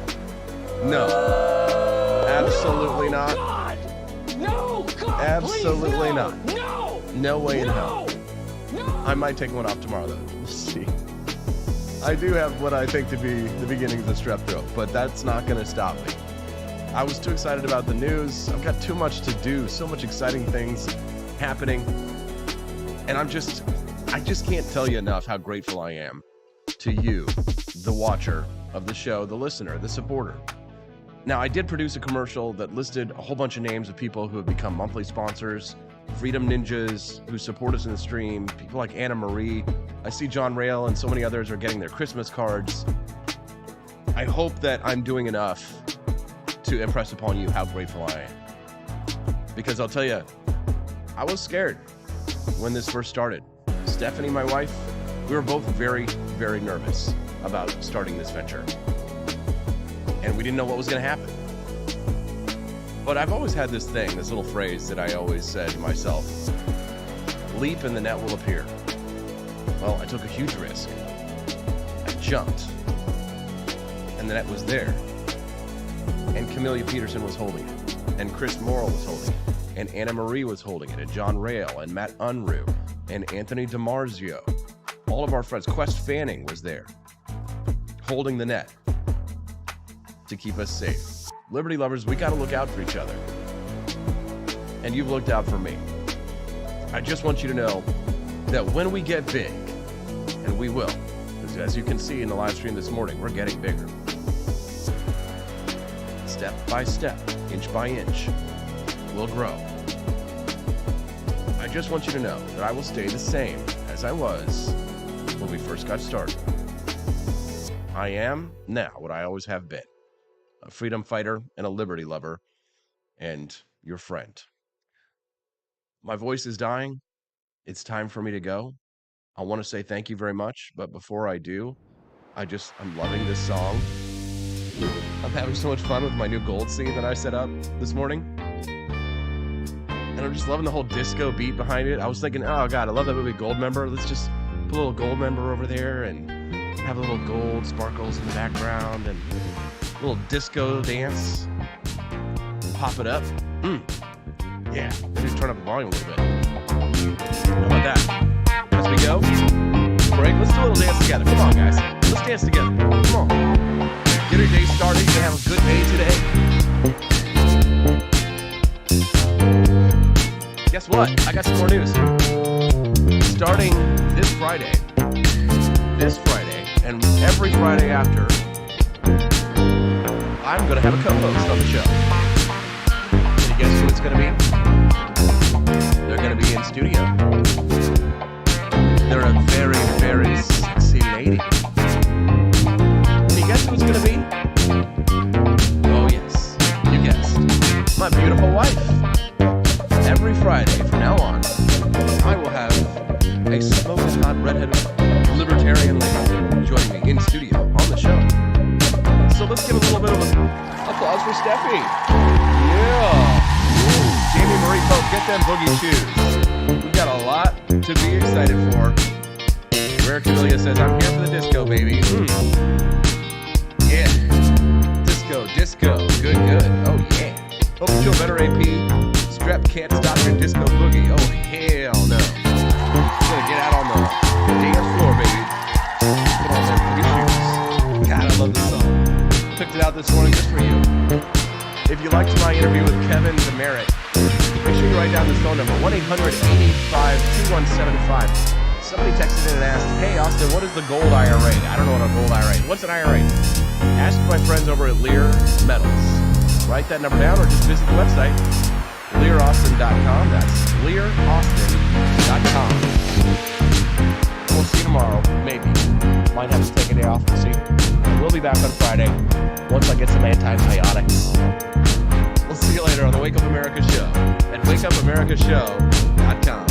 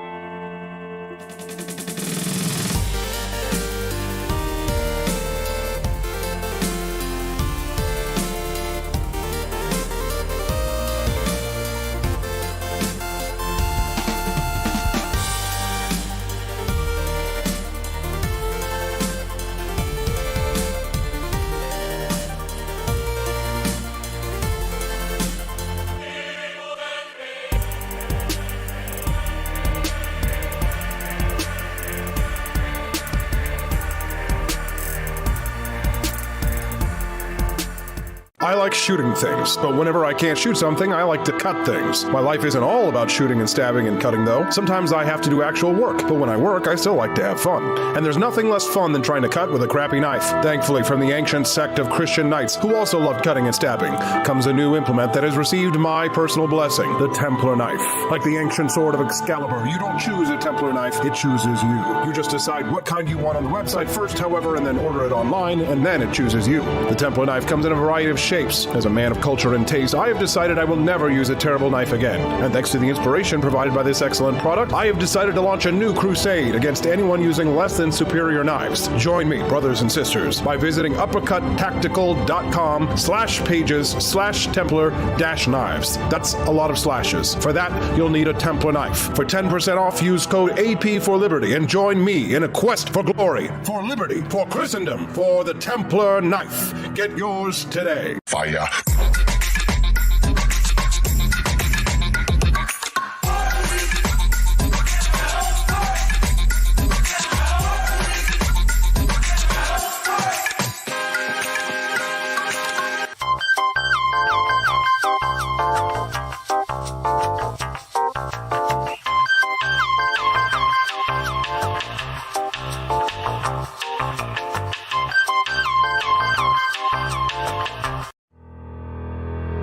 Your printing company stinks. They charge you too much money and they don't love America enough. We've got the solution. Patriot Printing USA. Whether you're running for office, saving souls, or just need business cards that will get you the new job you've been looking for, Patriot Printing USA has got you covered with the best prices around. Palm cards, brochures, bumper stickers, door hangers, you name it, we've got it. PatriotPrintingUSA.com. That's PatriotPrintingUSA.com.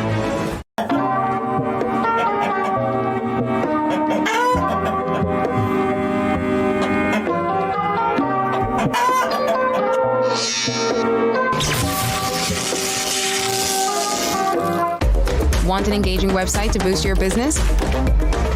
You're just a click away from 5-star Fiverr talent. Hundreds of freelancer skills like web design. Head to Fiverr.com today and get something started.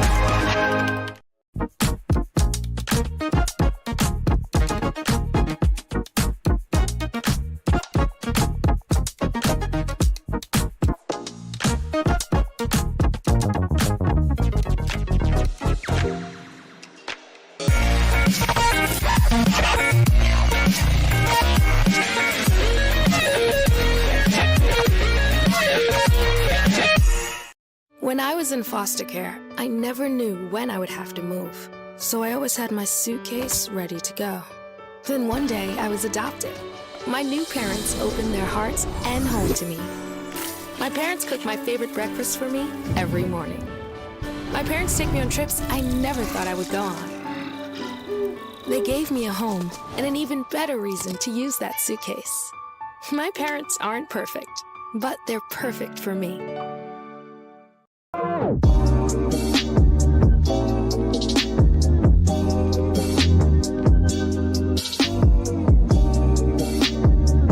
I would remind you that extremism in the defense of liberty is no vice.